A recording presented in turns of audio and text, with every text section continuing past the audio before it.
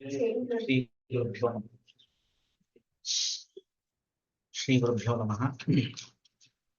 ಚರಕ ಸಂಹಿತೆಯ ಮೂರನೇ ಚತುಷ್ಕ ನಿರ್ದೇಶ ಚತುಷ್ಕದ ಮೂರನೇ ಅಧ್ಯಾಯ ತಿಸ್ರೈಷಣೆ ಅಧ್ಯಾಯ. ಆ ತಿಸ್ರೈಷಣೆ ಅಧ್ಯಾಯವನ್ನು ನಾವು ಇಲ್ಲಿ ಚಿಂತನೆ ಮಾಡ್ತಾ ಇದ್ದೇವೆ. ಆ ತಿಸ್ರೈಷಣೆ ಅಧ್ಯಾಯದ ತಿಸ್ರೈಷಣೆ ಅಧ್ಯಾಯದಲ್ಲಿ ಮೊದಲು ಮೂರು ಏಷಣಗಳನ್ನ ಇಲ್ಲಿ ಪ್ರತಿಪಾದನೆ ಮಾಡಿದ್ರು. ಪ್ರಾಣೈಷಣ, ಧನೈಷಣ ಮತ್ತು ಪರಲೋಕೈಷಣ ಎಂಬುದಾಗಿ ಮೂರು ಏಷಣಗಳನ್ನು ಹೇಳಿ, ಆ ಮೂರು ಏಷಣಗಳಲ್ಲಿ ಪ್ರಾಣೈಷಣ ಮತ್ತು ಧನೈಷಣಗಳನ್ನ ಮೊದಲು ವಿವರಣೆ ಮಾಡಿ, ಮೂರನೇದಾದಂತಹ ಪರಲೋಕೈಷಣವನ್ನ ಇಲ್ಲಿ ಚಿಂತನೆ ಮಾಡ್ತಾ ಇದ್ದಾರೆ.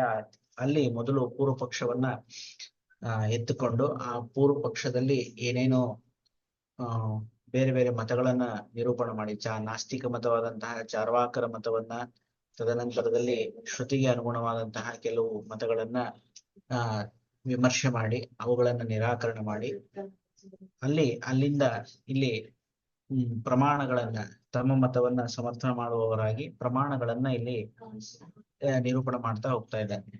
ಪ್ರಮಾಣಗಳು ಪ್ರತ್ಯಕ್ಷ ಅನುಮಾನ ಮತ್ತು ಆಪ್ತೋಪದೇಶ ಮೂರು ಪ್ರಮಾಣಗಳನ್ನ ಇಲ್ಲಿ ಹೇಳಿದ್ರು. ಅದರಲ್ಲಿ ಪ್ರತ್ಯಕ್ಷವನ್ನು ನಿರೂಪಣದ ನಂತರ ಇಲ್ಲಿ ಅನುಮಾನವನ್ನು ಹೇಳಿದ್ರು. ಪ್ರತ್ಯಕ್ಷ ಪೂರ್ವಂ ತ್ರಿವಿಧಂ ತ್ರಿಕಾಲಂ ಚಾನುಮೀಯತೆ ವನ್ಯರ್ನಿಗೂಢೋ ಧೂಮೇನ ಮೈಥುನಂ ಗರ್ಭದರ್ಶನಾತ್ ಏವಂ ವ್ಯವಸ್ಯಂತ್ಯತೀತಂ ಬೀಜಾತ್ ಫಲಮನಾಗತಂ ದೃಷ್ಟ್ವಾ ಬೀಜಾತ್ ಫಲಂ ಜಾತಮೇವ ಸದೃಶಂ ಬುಧಃ ಅಂತ ಹೇಳಿ ಮೂರು ವಿಧವಾದಂತಹ ಅನುಮಾನಗಳನ್ನ ಇಲ್ಲಿ ಹೇಳಿದ್ರು. ಮೂರರ ಎರಡು ಗುಂಪನ್ನ ಹೇಳಿದ್ರು. ಮೂರರ ಎರಡು ಗುಂಪು ಯಾವುದು ಅಂತಂದ್ರೆ, ಒಂದು ಭೂತ, ಭವಿಷ್ಯ ಮತ್ತು ವರ್ತಮಾನ, ಮೂರು ವಿಧವಾದಂತಹ ಅನುಮಾನ. ವನ್ಯರ್ನಿಗೂಢೋ ಧೂಮೇನ ಇದು ವರ್ತಮಾನ ಅನುಮಾನ ಆದ್ರೆ, ಮೈಥುನಂ ಗರ್ಭದರ್ಶನಾತಿನೋ ಇದು ಹಿಂದೆ ಆದಂತಹ ಅನುಮಾನ, ಇದಕ್ಕೆ ಭೂತ ಅನುಮಾನ ಅಂತ ಹೇಳ್ತೀವಿ. ಇನ್ನು ಅನಾಗತವಾದಂತಹ ಫಲವನ್ನ, ಬೀಜವನ್ನು ನೋಡಿ ಏನ್ ನಾವು ಮಾಡ್ತೀವೋ ಅದು ಭವಿಷ್ಯತ್ತಿನ ಅನುಮಾನ ಅಂತ ಹೇಳಿ ಭೂತ, ಭವಿಷ್ಯತ್ ಮತ್ತು ವರ್ತಮಾನಗಳ ಅನುಮಾನವನ್ನ ಒಂದು ಗುಂಪಾಗಿ ಹೇಳಿದ್ರೆ, ಇನ್ನೊಂದು ಕಾರ್ಯಾದ ಕಾರಣ ಅನುಮಾನ, ಕಾರ್ಯವನ್ನು ನೋಡಿ ಕಾರಣವನ್ನ ಅನುಮಾನ ಮಾಡುವುದು. ಅದೇನು, ಅದು ಒಂದು ರೀತಿಯಾದಂತಹ ಅನುಮಾನ. ಧೂಮ ಇದು ಕಾರ್ಯ, ವನ್ಹಿ ಇದು ಕಾರಣ. ಧೂಮವನ್ನು ನೋಡಿ ನಾವು ವನ್ಹಿಯನ್ನ ಅನುಮಾನ ಮಾಡಿದಾಗ ಅದು ಕಾರ್ಯಾತ್ ಕಾರಣ ಅನುಮಾನ ಅಂತ ಕರೆಯಲ್ಪಡುತ್ತದೆ.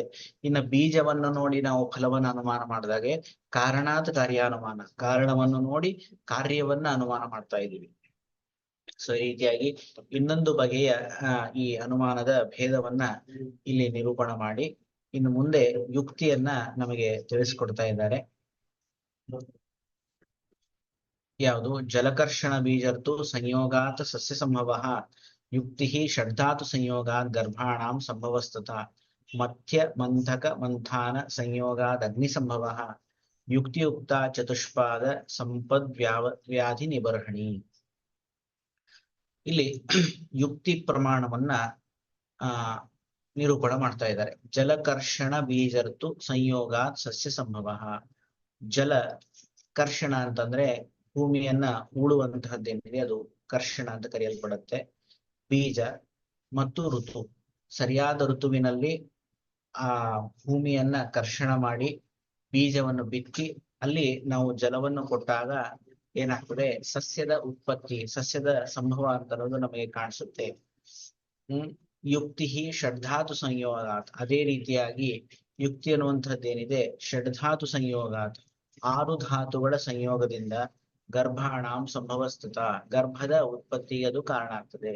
ಇಲ್ಲಿ ಷಡ್ಧಾತು ಅಂತಂದಾಗ ಪಂಚಮಹಾಭೂತ ಮತ್ತು ಆತ್ಮ, ಈ ಖಾದೇಶ್ಚೇತನಾ ಷಷ್ಟಾಹ ಧಾತವಃ ಪುರುಷ ಸಂಜ್ಞಕಃ ಅಂತೇನು ಷಡ್ಧಾತ್ವಾತ್ಮಕವಾದಂತಹ ಪುರುಷನನ್ನ ವರ್ಣನೆ ಮಾಡಿದಾರೋ ಅದನ್ನ ಇಲ್ಲಿ ನಾವು ಗ್ರಹಣ ಮಾಡ್ಬೇಕು. ಷಡ್ಧಾತು ಶಬ್ದದಿಂದ ಪಂಚಮಹಾಭೂತಗಳು ಮತ್ತು ಆತ್ಮ 6ರ ಸಂಯೋಗದಿಂದ ಏನಾಗುತ್ತೆ, ಗರ್ಭ ಅಂತ ಅನ್ನೋದು ಸಂಭವಿಸುತ್ತೆ. ಮಧ್ಯ ಮಂಥಕ ಮಂಥಾನ ಸಂಯೋಗಾದ ಅಗ್ನಿ ಸಂಭವ, ಅದೇ ರೀತಿಯಾಗಿ ಮಧ್ಯ ಮಂಥಕ ಅಥವಾ ಮಂಥನ, ಇನ್ನು ಮಂಥಾನ, ಇವುಗಳ ಸಂಯೋಗದಿಂದ ಏನಾಗುತ್ತೆ, ಅಗ್ನಿಯ ಉತ್ಪತ್ತಿ ಅನ್ನೋದಾಗುತ್ತೆ. ಅದೇ ರೀತಿಯಾಗಿ ಯುಕ್ತಿಯುಕ್ತ ಚತುಷ್ಪಾದ ಸಂಪದ್ ವ್ಯಾಧಿ ನಿಬರ್ಹಣಿ, ಯುಕ್ತಿಯುಕ್ತವಾದಂತಹ ಈ ಚತುಷ್ಪಾದ ಏನಿದೆ, ಚತುಷ್ಪಾದ ಸಂಪತ್ತು, ವಿಷಕ್ ದ್ರವ್ಯಾಣಿ ಉಪಸ್ಥಾತ ರೋಗಿಪಾದ ಚತುಷ್ಟಯಂ ಅಂತ ಹಿಂದೆ ಏನ್ ನಿರೂಪಣೆ ಮಾಡಿದ್ರು, ಆ ಯುಕ್ತಿಯುಕ್ತವಾದಂತಹ ಚತುಷ್ಪಾದ ಏನಿದೆ ಇದು ಸಂಪತ್ ವ್ಯಾಧಿ ನಿಬರಣಿ. ಈ ಒಂದು ಸಂಪತ್ತೇನಿದೆ ಇದು ವ್ಯಾಧಿಯನ್ನ ಹೋಗಲಾಡಿಸುವಲ್ಲಿ ಕಾರಣೀಭೂತವಾಗಿದೆ ಅಂತ. ಇಲ್ಲಿ ಮಥ್ಯ ಮಂಥನ ಮಂಥಾನ, ಇದೇನು ಮಥ್ಯ ಅಂತಂದ್ರೆ ಮಥನಕ್ಕೆ ಒಳಗಾಗಲ್ಪಡ್ತಕ್ಕಂತಹದ್ದು, ಮಂಥನ ಕಾಷ್ಠ ಅಂತ ಹೇಳ್ತೀವಿ. ಇನ್ನ ಮಂಥಕ ಅಂತಂದ್ರೆ ಆ ಒಂದು ಹಗ್ಗ ಏನಿದೆ ಅದು. ಆಮೇಲೆ ಮಂಥಾನ ಅಂತಂದ್ರೆ ಆ ಒಂದು ಕ್ರಿಯಾ. ಇವುಗಳ ಏನಂತಾರೆ, ಈ ಮೂರರ ಒಂದು ಸಂಯೋಗದಿಂದ ಏನಾಗುತ್ತೆ, ಅಗ್ನಿ ಅಂತ ಅನ್ನೋದು ನಮಗೆ ನೋಡ್ಲಿಕ್ಕೆ ಸಿಗುತ್ತೆ. ಆ ಅಗ್ನಿಯ ಉತ್ಪತ್ತಿ ಆಗತ್ತೆ ಅಲ್ಲಿ. ಅದೇ ರೀತಿಯಾಗಿ ಈ ಎಲ್ಲರ ಈ ಯುಕ್ತಿ ಅಂತಂದ್ರೆ ಏನು, ಯುಕ್ತಿಶ್ಚ ಯೋಜನಾ ಯಾತಯುಜ್ಯತೆ ಅಂತ. ಆ ಯೋಜನೆ ಏನಿದೆ ಇಲ್ಲಿ ಮೊದಲನೇ ಉದಾಹರಣೆಯಲ್ಲಿ ಜಲ ಮತ್ತು ಭೂಮಿಯ ಕರ್ಷಣ, ಬೀಜ ಮತ್ತು ಋತುಗಳ ಸಂಯೋಗವನ್ನು ಹೇಳಿದ್ರು. ಈ ಎರಡನೇದ್ರಲ್ಲಿ ಮಥ್ಯ ಮಂಥನ ಮಂಥಾನ ಇವುಗಳ ಯೋಗವನ್ನ ಇಲ್ಲಿ ಹೇಳ್ತಾ ಇದ್ದಾರೆ. ಸೊ ಈ ಬೇರೆ ಬೇರೆ ದ್ರವ್ಯಗಳ ಸಂಯೋಗದಿಂದ ಏನಾಗುತ್ತೆ, ಒಂದು ಫಲವತ್ತಮವಾದಂತಹ ಒಂದು ಉನ್ನತವಾದಂತಹ ಕಾರ್ಯ ಸಾಧನೆ ಅಂತ ಏನಾಗ್ತದೆ. ಸೊ ಅದನ್ನ ಇಲ್ಲಿ ತಿಳಿಸ್ಕೊಡ್ತಾ ಇದ್ದಾರೆ. ಯುಕ್ತಿಯಿಂದ ಏನಾಗುತ್ತೆ ಅಂತಂದ್ರೆ ಕಾರ್ಯವನ್ನ ನಾವು ಸಂಪಾದನೆ ಮಾಡಬಹುದು, ಒಳ್ಳೆಯ ಕಾರ್ಯವನ್ನ ಸಂಪಾದನೆ ಮಾಡಬಹುದು ಅಂತ ಇಲ್ಲಿ ತಿಳಿಸ್ಕೊಡ್ತಾ ಇದ್ದಾರೆ. ಯುಕ್ತೇಹೇ ಪ್ರಮಾಣಸ್ಯ ಅನ್ಯಶಾಸ್ತ್ರ ಪ್ರಸಿದ್ಧತ್ವೇನ, ಅನ್ಯಶಾಸ್ತ್ರ ಪ್ರಸಿದ್ಧತ್ವೇನ ಉದಾಹರಣೆನೈವ ತದ್ ದರ್ಶಯತಿ. ಯುಕ್ತಿ ಏನಾಗಿದೆ, ಇದು ಪ್ರಮಾಣಸ್ಯ ಅನ್ಯಶಾಸ್ತ್ರ ಪ್ರಸಿದ್ಧತ್ವೇನ. ಯುಕ್ತಿ ಇದು ಎನ್ನುವಂತಹದ್ದು ಪ್ರಮಾಣ, ಇದು ಅನ್ಯಶಾಸ್ತ್ರ ಪ್ರಸಿದ್ಧವಾಗಿರುವಂತಹದ್ದು. ಉದಾಹರಣದೊಂದಿಗೆ ಇಲ್ಲಿ ಇದನ್ನ ಪ್ರದರ್ಶನ ಮಾಡ್ತಾ ಇದ್ದಾರೆ, ಇದನ್ನ ನಮಗೆ ಇಲ್ಲಿ ತಿಳಿಸ್ಕೊಡ್ತಾ ಇದ್ದಾರೆ. ಉದಾಹರಣೆ ಜ್ಞಾತೆ ಯುಕ್ತೇ ಲಕ್ಷಣಂ ಸುಖೇನ ಜ್ಞಾಯತೆ ಇತ್ಯಭಿಪ್ರಾಯಣ. ಉದಾಹರಣೆ ಮೂಲಕವಾಗಿ ಯಾಕೆ ಹೇಳ್ಬೇಕು, ಹಾಗೆ ಅದರ ಲಕ್ಷಣವನ್ನು ಹೇಳ್ಬೋದಾಗಿತ್ತಲ್ಲ ಅಂತಂದ್ರೆ, ಇಲ್ಲ ಉದಾಹರಣೆ ಹೇಳೋದ್ರಿಂದ ಏನಾಗ್ತದೆ ಅಂತಂದ್ರೆ, ಉದಾಹರಣೆ ಜ್ಞಾತೆ ಯುಕ್ತೇ ಲಕ್ಷಣಂ ಸುಖೇನ ಜ್ಞಾಯತೆ, ಯುಕ್ತಿಯ ಒಂದು ಲಕ್ಷಣ ಏನಿದೆ ಸುಖಪೂರ್ವಕವಾಗಿ ಗ್ರಹಿಸ್ಲಿಕ್ಕೆ ಆಗ್ತದೆ ಅನ್ನುವಂತಹ ಅಭಿಪ್ರಾಯದಿಂದ ಜಲಕರ್ಷಣ ಮುಂತಾದಂತಹ ಈ ಒಂದು ಶ್ಲೋಕವನ್ನ ಇಲ್ಲಿ ನಿರೂಪಣೆ ಮಾಡಿದ್ರು. ಇಲ್ಲಿ ಕರ್ಷಣ ಶಬ್ದಕ್ಕೆ ಏನರ್ಥ ಅಂತಂದ್ರೆ, ಕರ್ಷಣ ಶಬ್ದೇನ ಕರ್ಷಣ ಸಂಸ್ಕೃತ ಭೂಮಿ ಗೃಹ್ಯತೆ. ಕರ್ಷಣ ಶಬ್ದದಿಂದ ಕರ್ಷಣದಿಂದ ಸಂಸ್ಕೃತವಾದಂತಹ ಭೂಮಿ ಅಂದ್ರೇನು, ಈ ಭೂಮಿಯನ್ನ ಉಳುವಂತಹದ್ದು. ಅಂದ್ರೆ ಏನಂತಾರೆ, ಆ ಭೂಮಿಯನ್ನ ಉತ್ತಂತಹ ಭೂಮಿಯನ್ನ ನಾವಿಲ್ಲಿ ಗ್ರಹಣ ಮಾಡ್ಬೇಕು. ಅಂದ್ರೇನು, ಒಂದು ಭೂಮಿ ಇದೆ, ಆ ಭೂಮಿಯನ್ನ ನಾವು ಉಳ್ತಾ ಇದ್ದೀವಿ, ಆ ಉತ್ತಿದಂತಹ ಭೂಮಿಯನ್ನ ನಾವು ಕರ್ಷಣ ಶಬ್ದದಿಂದ ಇಲ್ಲಿ ಗ್ರಹಣ ಮಾಡಬೇಕು. ಜಲಕರ್ಷಣ ಬೀಜರ್ತು ಸಂಯೋಗಾತ್ ಸಸ್ಯ ಸಂಭವೋ ಭವತಿ ಇತಿ ಯಜ್ಞಾನಂ ತದ್ಯುಕ್ತಿ ಇತಿ ಯೋಜನೀಯಂ. ಇಲ್ಲಿ ಏನು ಯುಕ್ತಿ ಅನ್ನೋದು ಏನು ಇಲ್ಲಿ ಹೇಳದಂಗಾಯ್ತು ಅಂತಂದ್ರೆ, ಅದನ್ನ ಚಕ್ರಪಾಣಿ ನಮಗೆ ವಿವರಿಸ್ತಾರೆ. ಜಲ ಮತ್ತೆ ಜಲ ಕರ್ಷಣ ಮಾಡಿದಂತಹ ಭೂಮಿ, ಬೀಜ ಮತ್ತು ಋತು, ಈ ನಾಲ್ಕರ ಸಂಯೋಗದಿಂದ ಏನಾಗ್ತದೆ, ಸಸ್ಯ ಈ ನಾಲ್ಕರ ಸಂಯೋಗದಿಂದ ಒಂದು ಸಸ್ಯದ ಸಂಭವ ಅಂದ್ರೆ ಸಸ್ಯದ ಉತ್ಪತ್ತಿ ಆಗುತ್ತೆ ಅನ್ನುವಂತಹ ಏನೊಂದು ಜ್ಞಾನ ಇದೆ. ಆ ಜ್ಞಾನವನ್ನ ನಾವೇನಂತ ಕರಿತೀವಿ, ಯುಕ್ತಿ ಅಂತ ಕರಿತೀವಿ. ಸೊ ಅದು ಏನೋ, ಆ ಯುಕ್ತಿ ಅನ್ನುವಂತಹದ್ದು ಬೇಸಿಕಲಿ ಏನು ಅಂತಂದ್ರೆ ಅದು ಜ್ಞಾನ. ಆ ಜ್ಞಾನ ಏನು ಅಂತಂದ್ರೆ ಅನೇಕ ದ್ರವ್ಯಗಳ ಸಂಯೋಗದಿಂದ ಒಂದು ಕಾರ್ಯ ಉತ್ಪತ್ತಿ ಆಗುತ್ತೆ ಅನ್ನುವಂತಹ ಜ್ಞಾನ ಇದೆ, ಅದನ್ನ ಯುಕ್ತಿ ಅಂತ ಕರಿತಾ ಇದ್ದಾರೆ. ಷಡ್ಧಾತು ಸಂಯೋಗಾತ್ ಪಂಚಮಹಾಭೂತ ಆತ್ಮ ಸಂಯೋಗಾತ್. ಷಡ್ಧಾತು ಶಬ್ದದಿಂದ ಇಲ್ಲಿ ಏನ್ ತಗೊಳ್ಬೇಕು ಅಂದ್ರೆ ಪಂಚಮಹಾಭೂತ ಮತ್ತು ಆತ್ಮನನ್ನ ಇಲ್ಲಿ ಗ್ರಹಿಸ್ಬೇಕು, ಅವುಗಳ ಸಂಯೋಗದಿಂದ ಅಂತ ತಿಳಿಬೇಕು. ತಥಾ ಶಬ್ದೋ ಯುಕ್ತಿ ಇತ್ಯಾಕರ್ಷತಿ. ಇಲ್ಲಿ ತಥಾ ಅನ್ನುವಂತಹ ಗರ್ಭ ಸಂಭವಸ್ ತಥಾ ಅಂತ ಹೇಳಿದ್ರಲ್ಲ, ಅಲ್ಲಿ ತಥಾ ಶಬ್ದವನ್ನ ಏನಂತ ತಗೋಬೇಕು, ಯುಕ್ತಿ ಇತ್ಯಾಕರ್ಷತಿ. ಯುಕ್ತಿ ಅನ್ನುವಂತಹ ಪದವನ್ನ ಅಲ್ಲಿ ಆ ತಥಾ ಶಬ್ದದಿಂದ ಇಟ್ಕೊಳ್ಬೇಕು ಅಂತ. ಮಧ್ಯಂ ಮಂಥನ ಕಾಷ್ಠ ಯಂತ್ರಕಂ.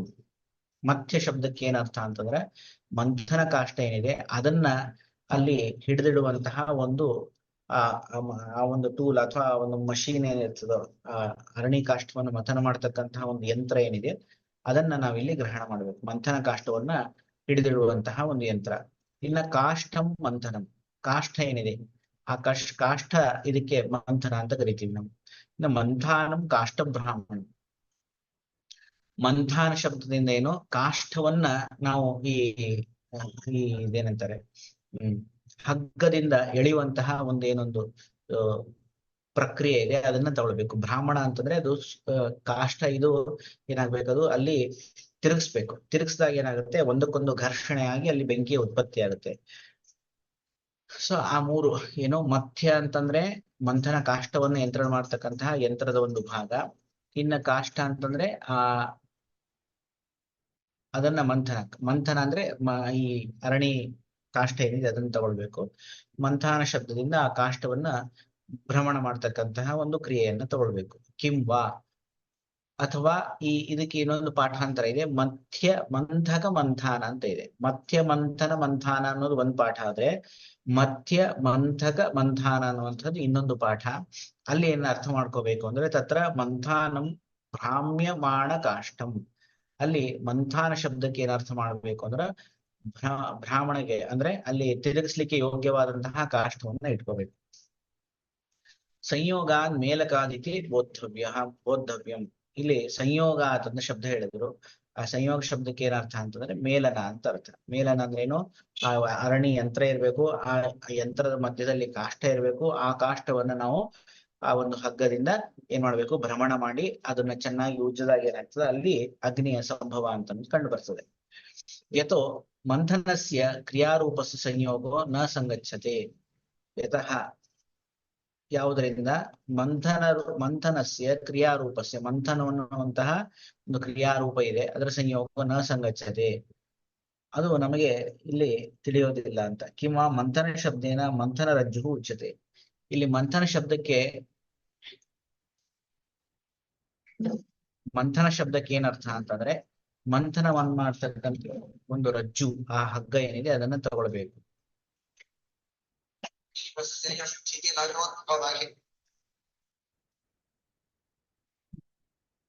ಇಲ್ಲಿ ಹಿಂದೆ ಮಂಥಕ ಶಬ್ದ ಅಂತ ಹೇಳಿದ್ರು.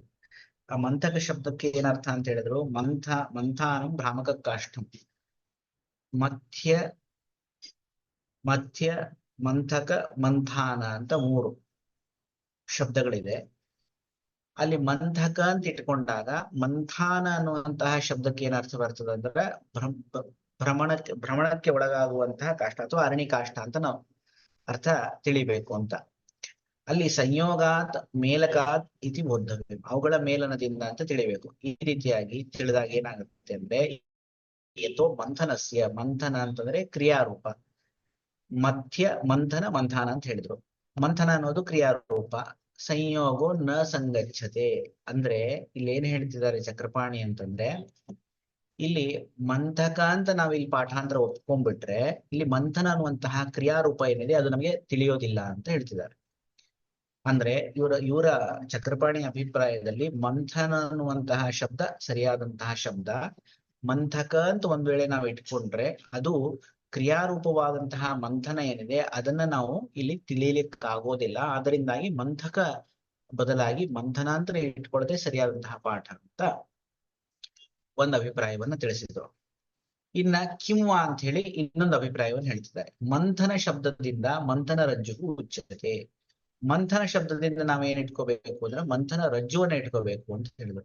ಹಿಂದೆ ಏನ್ ಹೇಳಿದ್ರು, ಮಂಥನ ಶಬ್ದದಿಂದ ಅಲ್ಲಿ ನೋಡ್ರಿ ಕಾಷ್ಟವನ್ನ ಹೇಳಿದ್ರು, ಕಾಷ್ಟಂ ಮಂಥನಂ ಅಂತ ಹೇಳಿದ್ರು.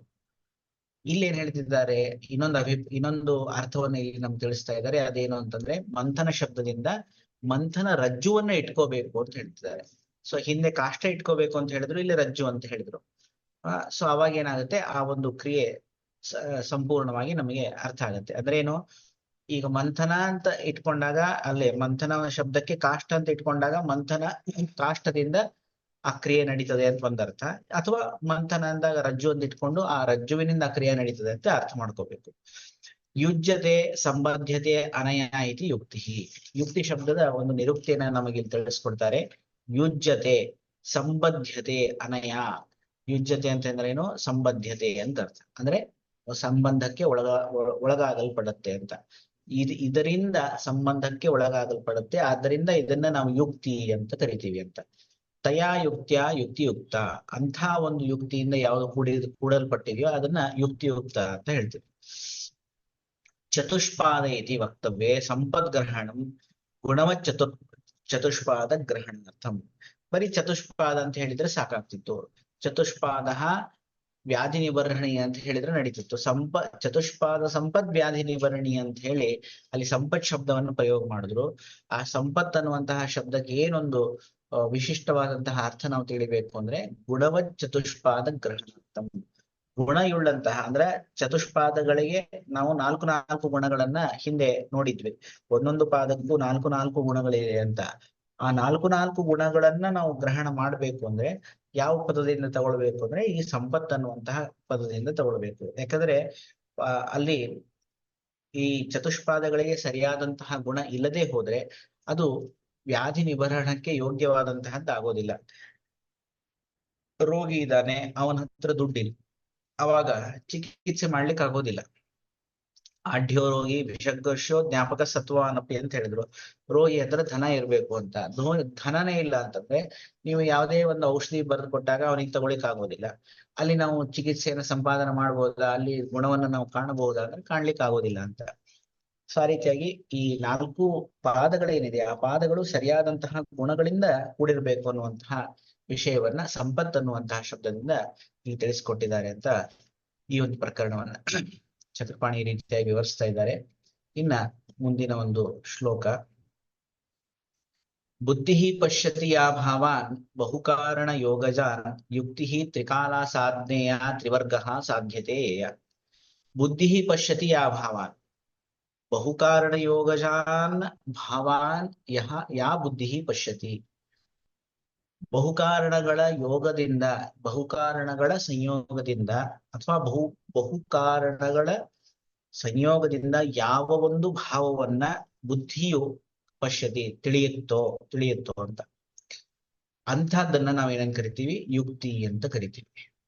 ಆ ಯುಕ್ತಿ ಹೇಗಿದೆ ಅಂದ್ರೆ ತ್ರಿಕಾಲ ಸಾಧನೆಯ, ಮೂರು ಕಾಲಗಳನ್ನ ನಮಗೆ ತಿಳಿಸ್ಕೊಡ್ತದೆ. ಅಂದ್ರೆ ಏನು, ಒಂದು ಯುಕ್ತಿಯಿಂದ ನಾವು ಹಿಂದೆ ನಡೆದಂತಹ ಘಟನೆಗಳನ್ನು ತಿಳಿಯಬಹುದು, ಹೀಗೆ ಪ್ರಸಕ್ತದಲ್ಲಿರುವಂತಹ ವರ್ತಮಾನ ಕಾಲದಲ್ಲಿ ಇರತಕ್ಕಂತಹ ಘಟನೆಗಳನ್ನು ನಾವು ತಿಳಿಯಬಹುದು, ಮುಂದೆ ಆಗ್ತಕ್ಕಂತಹ ಘಟನೆಗಳನ್ನು ಕೂಡ ನಾವು ತಿಳಿಯಬಹುದು. ಅಂದ್ರೆ ಭೂತ ಭವಿಷ್ಯತ್ ವರ್ತಮಾನ ಮೂರು ಕಾಲಗಳಲ್ಲಿ ನಡೆಯುವಂತಹ ಘಟನೆಗಳನ್ನ ಬಹುಕಾರಣ ಯೋಗದಿಂದ ಅಥವಾ ಭಾವಗಳನ್ನ ಒಳಗೊಂಡಂತಹ ಈ ಯುಕ್ತಿಯಿಂದ ನಾವು ತಿಳಿಯಬಹುದಾಗಿದೆ ಅಂತ. ತ್ರಿವರ್ಗ ಸಾಧ್ಯತೆ. ಈ ಯುಕ್ತಿಯಿಂದ ನಾವು ಏನನ್ನು ಸಾಧನೆ ಮಾಡಬಹುದು ಅಂದ್ರೆ ತ್ರಿವರ್ಗಗಳನ್ನು ಸಾಧನೆ ಮಾಡಬಹುದು. ಮೂರು ವರ್ಗಗಳ ಯಾವುದು ಅಂತಂದ್ರೆ ಧರ್ಮಾರ್ಥ ಕಾಮಗಳನ್ನ ಹೇಳ್ತೀವಿ. ಮೂರು ಧರ್ಮ ಅರ್ಥ ಕಾಮಗಳನ್ನ ಈ ಯುಕ್ತಿಯಿಂದ ನಾವು ಸಾಧನೆ ಮಾಡ್ಲಿಕ್ಕೆ ಸಾಧ್ಯ ಇದೆ ಅಂತ. ಸೊ ಒಟ್ಟಾರೆ ಯುಕ್ತಿ ಅಂತಂದ್ರೆ ಏನು, ಈ ನಮ್ಮ ಬುದ್ಧಿ ಅಂತ ಅನ್ನೋದು ಬಹುಕಾರಣ ಯೋಗದಿಂದ ಉಂಟಾಗುವಂತಹ ಭಾವಗಳನ್ನ ತಿಳಿತದೆ. ಯಾವುದನ್ನ ತಿಳಿತದೋ ಅದನ್ನ ನಾವು ಯುಕ್ತಿ ಅಂತ ಕರಿತೀವಿ. ಅದರಿಂದ ನಾವು ಮೂರು ಕಾಲದಲ್ಲಿ ನಡೆಯುವಂತಹ ಘಟನೆಗಳನ್ನು ತಿಳಿಯಬಹುದು ಮತ್ತು ಮೂರು ವರ್ಗಗಳನ್ನ ಅದರಿಂದ ಸಾಧನೆ ಮಾಡಬಹುದು, ಧರ್ಮಾರ್ಥ ಕಾಮಗಳನ್ನ ಅದರಿಂದ ಸಾಧನೆ ಮಾಡಬಹುದು ಅಂತ ಆ ಯುಕ್ತಿಯ ಒಂದು ವಿಶೇಷತೆಯನ್ನ ಇಲ್ಲಿ ನಮಗೆ ತಿಳಿಸ್ಕೊಡ್ತಾರೆ. ಚಕ್ರಪಾಣಿ ವ್ಯಾಖ್ಯಾನ ನೋಡೋದಾದ್ರೆ ಸಂಪ್ರತಿ ಯುಕ್ತೇಹೇ ಲಕ್ಷಣಂ ಆಹನ್. ಇಲ್ಲಿ ಯುಕ್ತಿಯ ಲಕ್ಷಣಗಳನ್ನ ನಮಗೆ ತಿಳಿಸ್ಕೊಡ್ತಾ ಇದ್ದಾರೆ. ಬುದ್ಧಿ ಇತ್ಯಾದಿ, ಬುದ್ಧಿ ಅನ್ನುವಂತಹ ಶಬ್ದ ಈ ಒಂದು ಶ್ಲೋಕದ ಮುಖಾಂತರ ತಿಳಿಸ್ಕೊಡ್ತಾ ಇದ್ದಾರೆ. ಯಾ ಬುದ್ಧಿ ಭಾವಾನ್ ಪಶ್ಯತಿ ವಿಷಯೀಕರೋತಿ. ಯಾವ ಬುದ್ಧಿಯು ಭಾವಗಳನ್ನ ನೋಡುತ್ತೆ. ಪಶ್ಯ ಅಂತ ಅನ್ನೋದ್ರಿಂದ ನೋಡುತ್ತೆ ಅಂತ ಒಂದರ್ಥ, ತಿಳಿಯುತ್ತೆ ಅಂತ ಇನ್ನೊಂದರ್ಥ. ವಿಷಯೀಕರೋತಿ, ಯಾವ ಒಂದು ಬುದ್ಧಿ ಭಾವಗಳನ್ನ ವಿಷಯೀಕರಿಸ್ತದೋ. ಬಹುಕಾರಣ ಯೋಗೋ ಬಹುಪತ್ತಿ ಯೋಗ. ಬಹುಕಾರಣ ಯೋಗ ಅಂತಂದ್ರೆ ಅನೇಕ ಉಪಪತ್ತಿಗಳಿಂದ ತಿಳಿಯುತ್ತದೆ ಅಂತ. ಜನಿಶ್ಚ ಅಯಂ ಜ್ಞಾನಾರ್ಥೆ. ಇಲ್ಲಿ ಜನಿ ಪ್ರಾದುರ್ಭಾವೆ ಅನ್ನುವಂತಹ ಒಂದು ಧಾತುವಿನಿಂದ ಹುಟ್ಟಿದಂತಹ ಪದ ಯಾವುದು, ಯೋಗಜಾನ್ ಅಂತ ಹೇಳಿದ್ರು. ಜ ಅಲ್ಲಿ ಯೋಗ ಜ ಶಬ್ದಕ್ಕೆ ಏನರ್ಥ ಅಂದ್ರೆ ಜನಿ ಅನ್ನಂತ ಅಂದ್ರೆ ಹುಟ್ಟುತ್ತದೆ ಅಂತ ಅರ್ಥ. ಅಲ್ಲಿ ಏನು ಜ್ಞಾನಾರ್ಥೆ, ಜ್ಞಾನಕ್ಕೋಸ್ಕರ ಈ ಒಂದು ಅಂದ್ರೆ ಇಷ್ಟು ಭಾವಗಳು ಏನಿದೆ, ಏನು ಬೇರೆ ಬೇರೆ ಭಾವಗಳಿದೆ, ಆ ಬಹು ಕಾರಣಗಳಿಂದ ಹುಟ್ಟಿದಂತಹ ಒಂದು ಏನೊಂದು ಬುದ್ಧಿ ಇದೆ ಅದು ಅಂತ ಜ್ಞಾನಕ್ಕೋಸ್ಕರ ಹುಟ್ಟಿದೆ. ಅದು ತೇನ ಬಹುಪತ್ತಿ ಯೋಗಜ್ಞಾಃ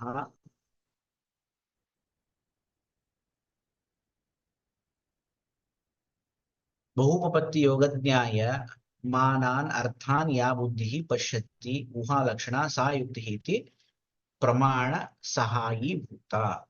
ಇಲ್ಲಿ ಈ ಒಂದೊಂದು ಶಬ್ದಕ್ಕೆ ಅರ್ಥವನ್ನ ತಿಳಿಸ್ಕೊಟ್ಟು ಅದರಿಂದ ಏನ್ ಅರ್ಥ ಬರ್ತದ ಅಂತ ಹೇಳಿ ಒಂದು ವಾಕ್ಯದಲ್ಲಿ ಇಲ್ಲಿ ಚಕ್ರಪಾಣಿ ತಿಳಿಸ್ತಾರೆ. ಬಹುಪಪತ್ತಿ ಯೋಗ ನ್ಯಾಯ, ಬಹು ಕಾರಣಗಳನ್ನ ಅಥವಾ ಬಹು ಕಾರಣಗಳಿಂದ ಜನ್ಯವಾದಂತಹ ಏನೊಂದು ಜ್ಞಾನ ಇದೆ, ಅದರ ಒಂದು ಸಂಯೋಗವನ್ನ ಏನು ಬಹುಪಪತ್ತಿ ಯೋಗ ನ್ಯಾಯ ಮಾನಾನ್ ಅರ್ಥಾನ್, ಮಾನ ಅಂತಂದ್ರೆ ಅರ್ಥಗಳನ್ನ ಯಾವ ಬುದ್ಧಿ ಪಶ್ಯತಿ, ಅದು ವಿಷಯೀಕರಿಸ್ತದೋ ಅದು ಯಾವ ರೀತಿಯಾದಂತಹದ್ದು, ಊಹಾ ಲಕ್ಷಣ, ಊಹಾ ಅನ್ನುವಂತಹ ಲಕ್ಷಣ ಉಳ್ಳಂತಹದ್ದು. ಅಂದ್ರೆ ಏನು, ಅನೇಕ ಕಾರಣಗಳನ್ನ ನಾವು ಒಟ್ಟುಗೂಡಿಸಿದಾಗ ಅದರಿಂದ ಏನೊಂದು ಅರ್ಥ ಬರ್ತದೋ ಅದನ್ನ ನಾವು ಊಹಿಸ್ತೀವಿ. ಆ ಊಹಾನೇ ಯುಕ್ತಿ ಅಂತ ಕರೀತಾರೆ. ಈಗ ಜಲ, ಬೀಜ, ಕರ್ಷಣ, ಋತು ಇವುಗಳ ಸಂಯೋಗ ನೋಡಿದಾಗ ಇಲ್ಲಿ ಏನಾಗುತ್ತೆ, ಮುಂದೆ ಇಲ್ಲಿ ಒಂದು ಒಳ್ಳೆ ಸಸ್ಯ ಬರಬಹುದು ಅನ್ನೋದೇನಿದೆ, ಆ ಬೇರೆ ಬೇರೆ ವಿಷಯಗಳಿಂದ ಹುಟ್ಟಿದಂತಹ ಜ್ಞಾನ ಎಲ್ಲ ಒಟ್ಟುಗೂಡಿಸಿದಾಗ, ಈಗ ಜಲದಿಂದ ಒಂದು ಜ್ಞಾನ ಬಂತು ನಮಗೆ, ಕರ್ಷಣದಿಂದ ಒಂದು ಜ್ಞಾನ ಬಂತು, ಒಳ್ಳೆ ಬೀಜದಿಂದ ಒಂದು ಜ್ಞಾನ ಬಂತು, ಆಮೇಲೆ ಋತುವಿನಿಂದ ಜ್ಞಾನ ಬಂತು. ಅಂದ್ರೆ ಒಳ್ಳೆ ಋತುವಿನಲ್ಲಿ, ಯಾವ ಋತುವಿನಲ್ಲಿ ಸಸ್ಯದ ಉತ್ಪತ್ತಿ ಆಗುತ್ತೋ ಆ ಒಂದು ಋತುವಿನಲ್ಲಿ ಹುಟ್ಟಿದಂತಹ ಭೂಮಿಯಲ್ಲಿ ಬೀಜವನ್ನು ಬಿತ್ತಿ ಅಲ್ಲಿ ಮಳೆ ಸುರಿದಾಗ ಏನಾಗುತ್ತೆ, ಒಂದು ಸಸ್ಯದ ಸಂಭವ ಆಗ್ತದೆ ಅನ್ನುವಂತಹದ್ದೇನಿದು ಬೇರೆ ಬೇರೆ ಜ್ಞಾನಗಳಿಂದ ಒಟ್ಟುಗೂಡಿ ಆ ಒಂದು ಊಹೆ ನಮ್ಮಲ್ಲಿ ಏನೊಂದು ಬೆಳೀತದೋ ಅಥವಾ ನಮಗೆ ಊಹೆ ಬರ್ತದೋ ಅದನ್ನ ನಾವು ಯುಕ್ತಿ ಅಂತ ಕರಿತೀವಿ. ಅದು ಹೇಗಿದೆ ಅಂತಂದ್ರೆ ಪ್ರಮಾಣ ಸಹಾಯೀಭೂತ, ಪ್ರಮಾಣಕ್ಕೆ ಸಹಾಯಭೂತವಾದಂತಹದ್ದು ಅಂತ. ಬೇರೆ ಬೇರೆ ಈಗ ಅನುಮಾನ ಮಾಡ್ತಾ ಇದೀವಿ, ಆ ಅನುಮಾನಕ್ಕೆ ಇದು ಸಹಾಯಭೂತವಾದಂತಹದ್ದು. ಅದೇ ರೀತಿ ಬೇರೆ ಬೇರೆ ಪ್ರಮಾಣಗಳನ್ನು ಇಟ್ಕೊಂಡು ಆ ಪ್ರಮಾಣಗಳಿಗೆ ಸಹಾಯಭೂತವಾದಂತಹದ್ದಂತನೂ ಕೂಡ ನಾವು ಅರ್ಥೈಸಬಹುದು. ಏವಂ ಅನೇನ ಭವಿತವ್ಯಂ ಇತ್ಯೇವಂ ರೂಪಂ ಊಹೋ ಅತ್ರ ಯುಕ್ತಿ ಶಬ್ದೇನ ವಿಧೀಯತೆ. ಏವಂ ಅನೇನ ಭವಿತವ್ಯಂ, ಇದರಿಂದ ಈ ರೀತಿಯಾಗಿ ಸಂಭವಿಸಬಹುದು ಅನ್ನುವಂತಹ ಏನೊಂದು ಈ ರೀತಿಯಾದಂತಹ ಊಹೆ ಇದೆ, ಅದನ್ನ ನಾವು ಯುಕ್ತಿ ಶಬ್ದದಿಂದ ಕರೆಯುತ್ತೇವೆ ಅಂತ. ಸಾಚ ಪರಮಾರ್ಥತೋ ಅಪ್ರಮಾಣಭೂತ ಅಪಿ ವಸ್ತು ಪರಿಚ್ಛೇದೆ ಪ್ರಮಾಣ ಸಹಾಯತ್ವೇನ ವ್ಯಾಪ್ರಿಯಮಾಣತ್ವಾತ್. ಈ ಪಾರಮಾರ್ಥಿಕವಾಗಿ ನಾವು ನೋಡಿದಾಗ ಯುಕ್ತಿ ಅಂತನ್ನೋದೇನಿದೆ ಅಪ್ರಮಾಣಭೂತ ಅಪಿ ಅಂತ ಹೇಳ್ತಾರೆ. ಅಪ್ರಮಾಣಭೂತ ಅಂತಂದ್ರೆ ಏನು, ಅದು ಪ್ರಮಾಣ ಅಲ್ಲದೆ ಹೋದರೂ ಕೂಡ ಅಂತ. ಅಪ್ರಮಾಣ ಅಂತಂದ್ರೆ ಅಂದ್ರೆ ಅದು ಏನ್ ಹೇಳ್ಬೇಕು, ಪ್ರಮಾಣದ ಅಂತರ್ಗತ ಅಲ್ಲ ಅಂತ. ಅಂದ್ರೆ ಈಗ ಈ ಒಂದು ಪ್ರಕರಣದಲ್ಲಿ ಚರಕ ಏನ್ ಮಾಡ್ತಾ ಇದ್ದಾರೆ, ಚರಕಾಚಾರ್ಯರು ಈ ಯುಕ್ತಿಯನ್ನ ಪ್ರಮಾಣ ಅಂತ ಗ್ರಹಿಸ್ತಾ ಇದ್ದಾರೆ. ಬೇರೆ ಅನೇಕ ಪ್ರಕರಣಗಳಲ್ಲಿ ಯುಕ್ತಿಯನ್ನ ಪ್ರಮಾಣ ಅಂತ ಗ್ರಹಣ ಮಾಡೋದಿಲ್ಲ. ಸೊ ಇಲ್ಲಿ ಯಾಕೆ ಹೇಳ್ತಿದ್ದಾರೆ ಅಂತಂದ್ರೆ ಬೇರೆ ಅಂದ್ರೆ ವಾಸ್ತವಿಕವಾಗಿ ನಾವು ಈ ದಾರ್ಶನಿಕ ಪ್ರಪಂಚದಲ್ಲಿ ನೋಡಿದಾಗ ಅನೇಕ ಪ್ರಮಾಣಗಳನ್ನ ಹೇಳ್ತಾ ಹೋಗ್ತಾರೆ. ಆ ಪ್ರಮಾಣಗಳನ್ನ ಹೇಳ್ತಾ ಹೋದಾಗ ಆಯುರ್ವೇದದಲ್ಲಿ ಮಾತ್ರ ನಾವು ಯುಕ್ತಿಯನ್ನ ಪ್ರಮಾಣ ಅಂತ ಗ್ರಹಿಸ್ತೇವೆ ಹೊರತು ಉಳಿದ ಯಾವ ದಾರ್ಶನಿಕರು ಕೂಡ ಯುಕ್ತಿಯನ್ನ ಪ್ರಮಾಣಾಂತರ್ಗತವಾಗಿ ಒಪ್ಪೋದಿಲ್ಲ. ಆ ಯುಕ್ತಿಯನ್ನ ಅನುಮಾನಾಂತರ್ಗತವಾಗಿ ಹೋಗ್ತಾರೆ. ಸೊ ಅದೇ ರೀತಿಯಾಗಿ ಇಲ್ಲಿ ಅದಕ್ಕೆ ಇಲ್ಲಿ ಚಕ್ರಪಾಣಿ ಏನ್ ಹೇಳ್ತಿದ್ದಾರೆ ಅಂದ್ರೆ, ಸಾಚ ಆ ಯುಕ್ತಿ ಏನಾಗಿದೆ, ಪರಮಾರ್ಥದ್ದು ಅಪ್ರಮಾಣಭೂತ ಅಪಿ, ಪರಮಾರ್ಥತಃ ಅಂದ್ರೆ ಅದು ಪ್ರಮಾಣ ಏನಂತಾರೆ, ಪರಮಾರ್ಥತಃ ಅಂತಂದ್ರೆ ಸಾರ್ವಕಾಲಿಕವಾಗಿ ಅದು ಅಪ್ರಮಾಣಭೂತ ಅಪಿ, ಅದು ಪ್ರಮಾಣ ಅಂತ ಅಲ್ಲದೆ ಹೋದರೂ ಕೂಡ ವಸ್ತು ಪರಿಚ್ಛೇದೆ, ವಸ್ತುವನ್ನ ತಿಳಿಸ್ಕೊಡುವುದರಲ್ಲಿ, ಒಂದು ವಸ್ತುವಿನ ನಿರ್ಣಯದಲ್ಲಿ ಪ್ರಮಾಣ ಸಹಾಯತ್ವೇನ, ಪ್ರಮಾಣಗಳಿಗೆ ಅದು ಸಹಾಯಕವಾಗಿರುವುದರಿಂದಾಗಿ ಅದನ್ನ ನಾವಿಲ್ಲಿ ಪ್ರಮಾಣ ಅಂತ ಗ್ರಹಿಸ್ತಾ ಇದ್ದೀವಿ. ವ್ಯಾಪ್ರಿಯಮಾಣತ್ವಾತ್, ಅದು ನಾವಿಲ್ಲಿ ಅದನ್ನ ಪ್ರಮಾಣ ಅಂತ ಇಲ್ಲಿ ಸ್ವೀಕಾರ ಮಾಡ್ತಾ ಇದ್ದೇವೆ. ತಥಾ ತಯಾ ಏವ ಊಹಾರೂಪಾಯ ಪ್ರಾಯೋ ಲೋಕಾನಾಂ ವ್ಯವಹಾರಾದಿಹ ಪ್ರಮಾಣತ್ವೇನ ಉಕ್ತ. ಇನ್ನ ಮತ್ತೆ ಆ ಯುಕ್ತಿಯನ್ನ ಪ್ರಮಾಣ ಅಂತ ಗ್ರಹಿಸ್ಲಿಕ್ಕೆ ಬೇರೊಂದು ಕಾರಣವನ್ನು ಹೇಳ್ತಾ ಇದ್ದಾರೆ. ಏನು, ಈ ಊಹಾರೂಪವಾದಂತಹ ಯುಕ್ತಿ ಏನಿದೆ ಅದು ಪ್ರಾಯಃ ಲೋಕಾನಾಂ ವ್ಯವಹಾರಾತ್, ಪ್ರಾಯಃ ಏನ್ ಮಾಡ್ತಾರೆ, ಲೋಕದಲ್ಲಿ ಇರ್ತಕ್ಕಂತಹ ವ್ಯವಹಾರ ಅಂದ್ರೆ ಏನು, ಇಷ್ಟೆಲ್ಲ 4 ಸಾಮಗ್ರಿಗಳಿದೆ, ಆ ಸಾಮಗ್ರಿಗಳ ಯೋಗದಿಂದ ಇಂಥ ಒಂದು ಕಾರ್ಯ ಉತ್ಪತ್ತಿ ಆಗಬಹುದು ಅನ್ನುವಂತಹ ಈ ಒಂದೇನು ಊಹೆ ಇದೆ, ಆ ಊಹೆ ಅಂತ ಅನ್ನೋದು ಎಲ್ಲ ಲೋಕದಲ್ಲೂ ಕೂಡ ವ್ಯವಹಾರ ಸಿದ್ಧ ಆಗಿರೋದ್ರಿಂದಾಗಿ ಆ ವ್ಯವಹಾರ ಸಿದ್ಧವಾದಂತಹ ಈ ಯುಕ್ತಿಯನ್ನ ಪ್ರಮಾಣತ್ವೇನ ಉಕ್ತ, ಪ್ರಮಾಣತ್ವೇನ ಇಲ್ಲಿ ನಮ್ಮಲ್ಲಿ ಆಯುರ್ವೇದದಲ್ಲಿ ಇದನ್ನ ಏನ್ ಮಾಡಿದ್ದಾರೆ, ಯುಕ್ತಿಯನ್ನ ಪ್ರಮಾಣ ಅಂತ ಗ್ರಹಿಸಿದ್ದಾರೆ. ಅತಏವ ಆದ್ದರಿಂದಲೇನೆ ಪ್ರದೇಶಾಂತರೆ ಯುಕ್ತಿಂ ವಿನ ಯಥೋಕ್ತಂ ಪ್ರಮಾಣತ್ರಯಂ ದರ್ಶಯಿಷ್ಯತಿ. ಅಂದ್ರೆ ಶರಕರು ಏನ್ ಮಾಡಿದ್ದಾರೆ, ಬೇರೆ ಬೇರೆ ಬೇರೆ ಬೇರೆ ಬೇರೆ ಪ್ರಸಂಗಗಳಲ್ಲಿ, ಬೇರೆ ಬೇರೆ ಸ್ಥಾನಗಳಲ್ಲಿ ಏನ್ ಮಾಡ್ತಾರೆ, ಯುಕ್ತಿಯನ್ನು ಹೊರತುಪಡಿಸಿ ಪ್ರಮಾಣತ್ರಯಂ ದರ್ಶಯತಿ, 3 ಪ್ರಮಾಣಗಳನ್ನು ದರ್ಶನ ನಮಗೆ ಉಪದೇಶ ಮಾಡ್ತಾರೆ. ತ್ರಿವಿಧಾವ ಪರೀಕ್ಷಾ ಸಹೋಪದೇಶೇನ ಅಂತ ಹೇಳ್ತಾರೆ. ಪರೀಕ್ಷೆಯನ್ನ 3 ವಿಧ, ಮೊದಲು 2 ಅಂತ ಹೇಳಿದ್ರು, ಯಾವುದು ಪ್ರತ್ಯಕ್ಷ ಅನುಮಾನ ಅಂತ ಹೇಳಿದ್ರು, ಅಥವಾ ಉಪದೇಶವನ್ನ ಸಹಿತವಾಗಿ ಉಪದೇಶದ ಸಹಿತವಾಗಿ 3 ವಿಧವಾಗಿ ಪ್ರಮಾಣ ಅಂತ ಹೇಳ್ತಾರೆ. ಸೊ ಅಲ್ಲಿಗೆ ಏನ್ ಹೇಳ್ದಂಗಾಯ್ತು, ಪ್ರತ್ಯಕ್ಷ, ಅನುಮಾನ, ಆಪ್ತೋಪದೇಶ, ಈ 3ಗಳು ಮಾತ್ರ ಪ್ರಮಾಣ ಅಂತ ಹೇಳ್ದಂಗಾಯ್ತು. ಅಲ್ಲಿ ಯುಕ್ತಿಯಲ್ಲಿ ಹೋಯ್ತು ಅಂತಂದ್ರೆ ಅಲ್ಲಿ ಯುಕ್ತಿಯನ್ನ ಪ್ರಮಾಣತ್ವೇನ ಗ್ರಹಣ ಮಾಡ್ಲಿಲ್ಲ. ಇದು ವಿಮಾನ ಸ್ಥಾನದಲ್ಲಿ ಬರ್ತಕ್ಕಂತಹ ಒಂದು ರೆಫರೆನ್ಸ್. ಇತಿ ವಚನಾತ್ ತಥಾ ಉಪಮಾನಂ ಗೃಹೀತ್ವಾ ರೋಗಭಿಷಗ್ಜಿತಿಗೆ ಶಬ್ದಾದೀನಿ 4 ಪ್ರಮಾಣಾನಿ ಅಭಿದಾಸ್ಯತಿ. ಇನ್ನ ಇದು 4ನೇ ಅಧ್ಯಾಯದಲ್ಲಿ ಹೇಳಿದಂತಹ ಒಂದು ಯಾವುದು ಪ್ರಮಾಣ ವಾಕ್ಯ, ಯಾವುದು ತ್ರಿವಿಧಾವ ಸಹೋಪದೇಶೇನ ಅಂತ ಹೇಳಿ. ಇನ್ನು 8ನೇ ಅಧ್ಯಾಯ ರೋಗಭಿಷಗ್ಜಿತಿಯ ಅಧ್ಯಾಯ, ವಿಮಾನ ಸ್ಥಾನದ 8ನೇ ಅಧ್ಯಾಯದಲ್ಲಿ ಏನ್ ಹೇಳ್ತಾರೆ, 4 ಪ್ರಮಾಣಗಳನ್ನು ಹೇಳ್ತಾರೆ. ಅಲ್ಲಿ ಉಪಮಾನವನ್ನು ಪ್ರಮಾಣ ಅಂತ ಗ್ರಹಣ ಮಾಡ್ತಾರೆ ಹೊರತು ಅಲ್ಲಿ ಪ್ರತ್ಯಕ್ಷ, ಅನುಮಾನ, ಆಪ್ತೋಪದೇಶ ಮತ್ತು ಉಪಮಾನ ಈ 4ನ್ನು ಗ್ರಹಿಸಿ ಅಲ್ಲಿ ಪ್ರಮಾಣಗಳು 4 ಅಂತ ವರ್ಣನೆ ಮಾಡಿದ್ದಾರೆ ಹೊರತು ಅಲ್ಲಿ ಯುಕ್ತಿಯನ್ನ ಪ್ರಮಾಣತ್ವೇನ ಗ್ರಹಿಸಿಲ್ಲ. ಸೊ ಅಲ್ಲಿಗೆ ಏನ್ ಹೇಳ್ದಂಗಾಯ್ತು, ಯುಕ್ತಿ ಅಂತ ಅನ್ನೋದು ಪ್ರಮಾಣ ಹೌದು ಅಂತಾನೆ ಹೇಳ್ದಂಗಾಯ್ತು, ಇಲ್ಲ ಅಂತಾನೆ ಹೇಳ್ದಂಗಾಯ್ತು. ಈ ಒಂದು ತಿಸ್ರೈಷಣೆಯ ಅಧ್ಯಾಯದಲ್ಲಿ ಯುಕ್ತಿಗೆ ಪ್ರಮಾಣ ಅಂತ ಹೇಳಿದ್ರು, ಆದ್ರೆ ಬೇರೆ ಅಧ್ಯಾಯಗಳಲ್ಲಿ ಯುಕ್ತಿಯನ್ನು ಪ್ರಮಾಣ ಅಂತ ಗ್ರಹಿಸ್ಲಿಲ್ಲ. ಅದಕ್ಕೆ ಚಕ್ರಪಾಣಿ ಏನ್ ಹೇಳ್ತಿದ್ದಾರೆ, ಪರಮಾರ್ಥತಃ ಅಪ್ರಮಾಣ ಭೂತಾಪಿ ಅಂತ ಹೇಳ್ತಾ ಇದ್ದಾರೆ. ಪರಮಾರ್ಥತಃ ಯುಕ್ತಿಯನ್ನ ಏನ್ ಮಾಡ್ತಾರೆ, ಪ್ರಮಾಣ ಅಂತ ಗ್ರಹಿಸಿಲ್ಲ. ಯಾಕೆ, ಅದನ್ನ ಅನುಮಾನ ಅಂತರ್ಗತವಾಗಿ ತಗೊಳ್ಳೋದ್ರಿಂದಾಗಿ ಅದನ್ನ ಏನ್ ಮಾಡಂಗಿಲ್ಲ, ನಾವು ಪ್ರತ್ಯೇಕವಾಗಿ ಇನ್ನೊಂದು ಪ್ರಮಾಣ ಅಂತ ಗ್ರಹಿಸುವುದಿಲ್ಲ. ಅದನ್ನ ಚರಕರು ಕೂಡ ಬೇರೆ ಬೇರೆ ಅಧ್ಯಾಯಗಳಲ್ಲಿ ನಮಗೆ ತಿಳಿಸ್ಕೊಟ್ಟಿದ್ದಾರೆ ಅಂತ ಆ ಒಂದು ವಿವರಣೆಯನ್ನು ಇಲ್ಲಿ ನಮಗೆ ತಿಳಿಸ್ತಾರೆ. ಇನ್ನ ತ್ರಿಕಾಲ ಅಂತ ಹೇಳಿದ್ರೆ ಯುಕ್ತಿ ತ್ರಿಕಾಲ ಸಾಧನೆಯ ಅಂತ ಹೇಳಿ. ಸೊ ಅಲ್ಲಿ ತ್ರಿಕಾಲ ಶಬ್ದದಿಂದ ಏನ್ ತಗೊಳ್ಬೇಕು ಅಂದ್ರೆ ವರ್ತಮಾನ, ಅತೀತ, ಅನಾಗತ ವಿಷಯ. ವರ್ತಮಾನ ಕಾಲ, ಅತೀತ ಕಾಲ, ಅತೀತ ಅಂದ್ರೆ ಇಲ್ಲಿ ಆಗಿ ಹೋದಂತಹ ಕಾಲ. ಇನ್ನ ಅನಾಗತ ಅಂತಂದ್ರೆ ಇನ್ನು ಬಾರದೇ ಇರತಕ್ಕಂತಹ ಒಂದು ಕಾಲ. ಸೊ 3 ಕಾಲಗಳು, ವರ್ತಮಾನ, ಅತೀತ ಮತ್ತು ಅನಾಗತ, ಇವುಗಳ ವಿಷಯವನ್ನ ತಿಳಿಸುವಂತಹದ್ದು ಅಂತ. ತ್ರಿಕಾಲ ವಿಷಯತ್ವಂ ಚಾಸ್ಯ ತ್ರಿಕಾಲ ಅನುಮಾನ ವಿಷಯೋಪದೇಶಕತ್ವೇನೈವ. ಯುಕ್ತಿ ತ್ರಿಕಾಲಗಳನ್ನ ನಮಗೆ ಹೇಗೆ ತಿಳಿಸ್ಕೊಡ್ತದೆ ಅನ್ನೋದನ್ನ ಇಲ್ಲಿ ಹೇಳಿದ್ರು. ತ್ರಿಕಾಲ ವಿಷಯತ್ವಂ, ತ್ರಿಕಾಲಗಳನ್ನ ನಮಗೆ ಹೇಗೆ ತಿಳಿಸ್ಕೊಡ್ತದೆ ಅಂದ್ರೆ ಚಾಸ್ಯ ತ್ರಿಕಾಲ ಅನುಮಾನ ವಿಷಯೋಪದೇಶಕತ್ವೇನೈವ. ಅಂದ್ರೆ ಏನು, ತ್ರಿಕಾಲದಲ್ಲಿ ನಾವು ಏನ್ ಮಾಡ್ತೀವಿ, ಅನುಮಾನವನ್ನು ಮಾಡ್ತೀವಿ. ಯಾವುದು, ಹಿಂದಿನ ಒಂದು ಪ್ರಕರಣದಲ್ಲಿ ನಮ್ಗೆ ಅನುಮಾನದ ಪ್ರಕರಣದಲ್ಲಿ ಹೇಳಿದ್ರು.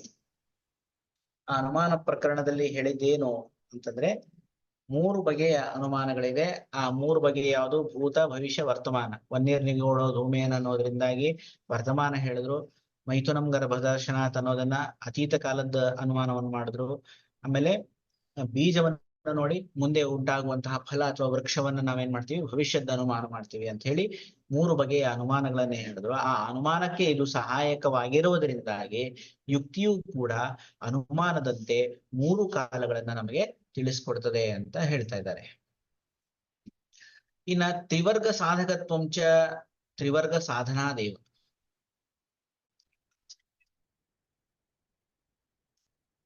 ತ್ರಿವರ್ಗ ಸಾಧಕತ್ವಂಚ, ತ್ರಿವರ್ಗ ಸಾಧಕತ್ವ, ಈ ಯುಕ್ತಿಗೆ ತ್ರಿವರ್ಗ ಸಾಧಕತ್ವ ಅಂತಂದ್ರೆ ಏನು, ಧರ್ಮ, ಅರ್ಥ, ಕಾಮಗಳನ್ನ ಏನೊಂದು ನಮಗೆ ಸಾಧನ ಮಾಡ್ಲಿಕ್ಕೆ ಇದು ಅನುಕೂಲ ಆಗುತ್ತೆ ಅಂತ ಹೇಳಿದ್ರಲ್ಲ, ಅದು ಹೇಗೆ ಗೊತ್ತಾಗ್ತದೆ ಅಂದ್ರೆ ತ್ರಿವರ್ಗ ಸಾಧನಾದೇವ. ಯಾಕಂದ್ರೆ ಜನರು ಈ ಯುಕ್ತಿಯನ್ನು ಬಳಸಿ 3 ಸಾಧನಗಳನ್ನ ಅವರು ಪಡಿತಾ ಇರೋದ್ರಿಂದಾಗಿ, ಆ ತ್ರಿವರ್ಗವನ್ನ ಸಾಧನ ಮಾಡ್ತಾ ಇರೋದ್ರಿಂದಾಗಿ ಅದಕ್ಕೆ ತ್ರಿವರ್ಗ ಸಾಧಕತ್ವ ಅನ್ನುವಂತಹ ಗುಣ ಅದರಲ್ಲಿದೆ ಅಂತ.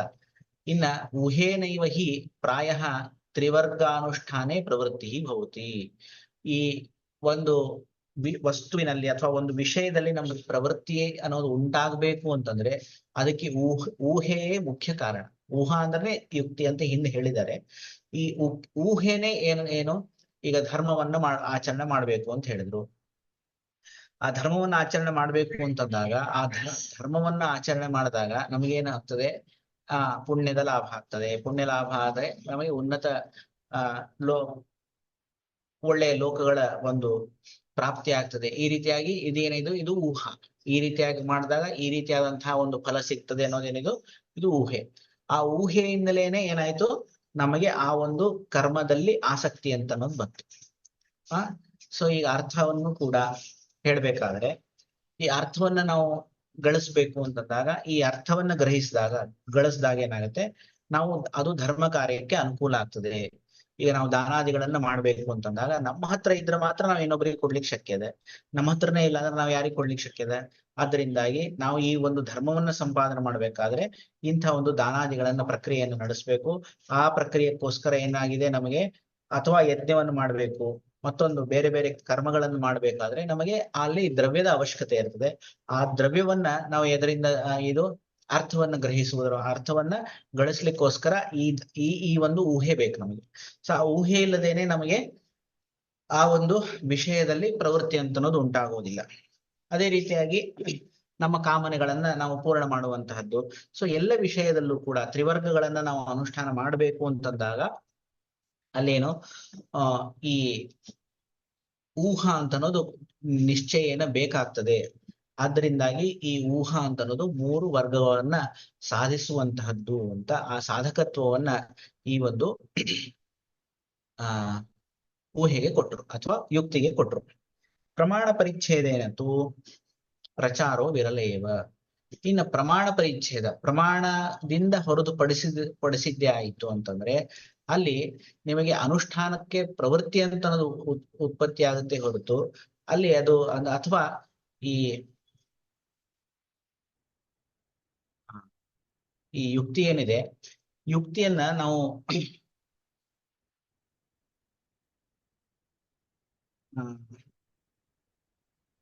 ಪ್ರಮಾಣ ಪರಿಚ್ಛೇದ ಅಂತಂದ್ರೆ ಪ್ರಮಾಣದ ನಿಶ್ಚಯ ಇತ್ತು ಅಂತಂದ್ರೆ ಅಲ್ಲಿ ಪ್ರಚಾರೋ ವಿರಲೇವ. ಅಲ್ಲಿ ಊಹಾರೂಪಿಯಾಗಿ ಇಲ್ಲದೇನೆ, ಅಂದ್ರೆ ಅನುಷ್ಠಾನಕ್ಕೆ ಯೋಗ್ಯ ಇಲ್ಲದೇನೆ ಬರೀ ಪ್ರಮಾಣ ಅಂತ ಆಯ್ತು ಅಂತಂದ್ರೆ ಈ ಯುಕ್ತಿಯ ಪ್ರಚಾರ ಅಂತ ಅನ್ನೋದೇನಾಗುತ್ತೆ, ವಿರಲ ಆಗತ್ತೆ. ಎತ್ತು ಬಹುಕಾರಣ ಜಲಕರ್ಷಣ ಬೀಜರ್ಥ ಸಂಯೋಗಾತ್ ಭಾವಿ ಸಸ್ಯ ಜ್ಞಾನಂ ಯುಕ್ತಿ ಉಚ್ಯತೆ ತಚ್ಚ ಅನುಮಾನಾರ್ಥಾಂತರಭೂತಂ. ಇಲ್ಲಿ ಪೂರ್ವಪಕ್ಷವನ್ನ ಮತ್ತೆ ಇಲ್ಲಿ ಪೂರ್ವಪಕ್ಷ ಮಾಡಿ ಅದಕ್ಕೆ ಕೆಲವು ವಿಷಯಗಳನ್ನ ಇಲ್ಲಿ ಚಕ್ರಪಾಣಿ ವಿವರಣೆ, ಇನ್ನೂ ತುಂಬಾ ವಿವರಣೆಯನ್ನ ಇಲ್ಲಿ ಕೊಡ್ತಾ ಇದ್ದಾರೆ.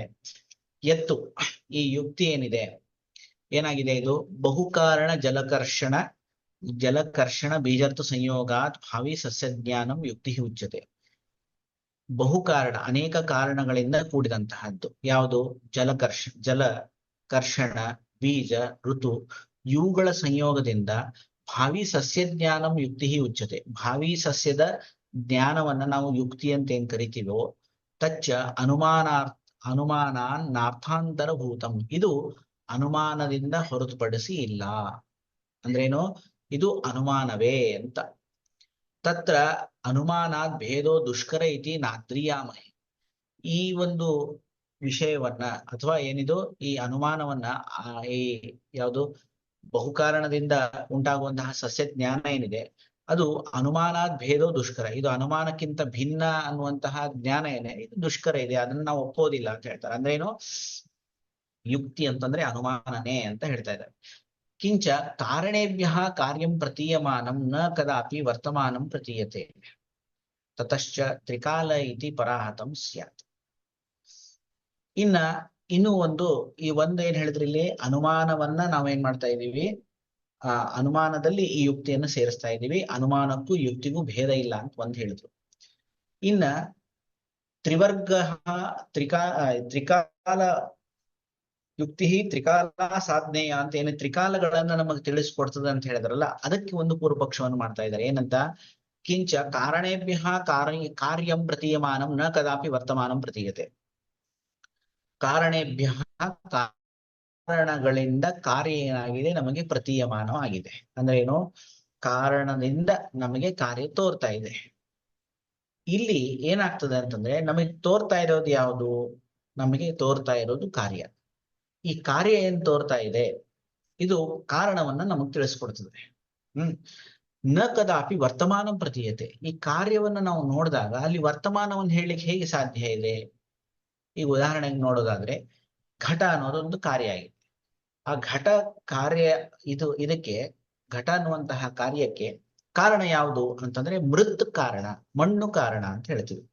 ಸೊ ಈಗ ಘಟವನ್ನ ನೋಡುವಂತಹ ಸಮಯದಲ್ಲಿ ಘಟ ನಾವು ಯಾವಾಗ ನೋಡ್ತಾ ಇದ್ದೀವಿ? ಈ ವರ್ತಮಾನ ಕಾಲದಲ್ಲಿ ನಾವು ನೋಡ್ತಾ ಇದ್ದೀವಿ.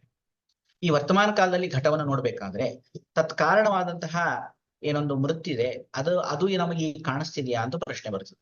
ಇವಾಗ ಆ ಕಾರಣ ಕಾಣಿಸ್ತದ ಅಂತಂದ್ರೆ ಇಲ್ಲ, ಕಾಣಿಸೋದಿಲ್ಲ.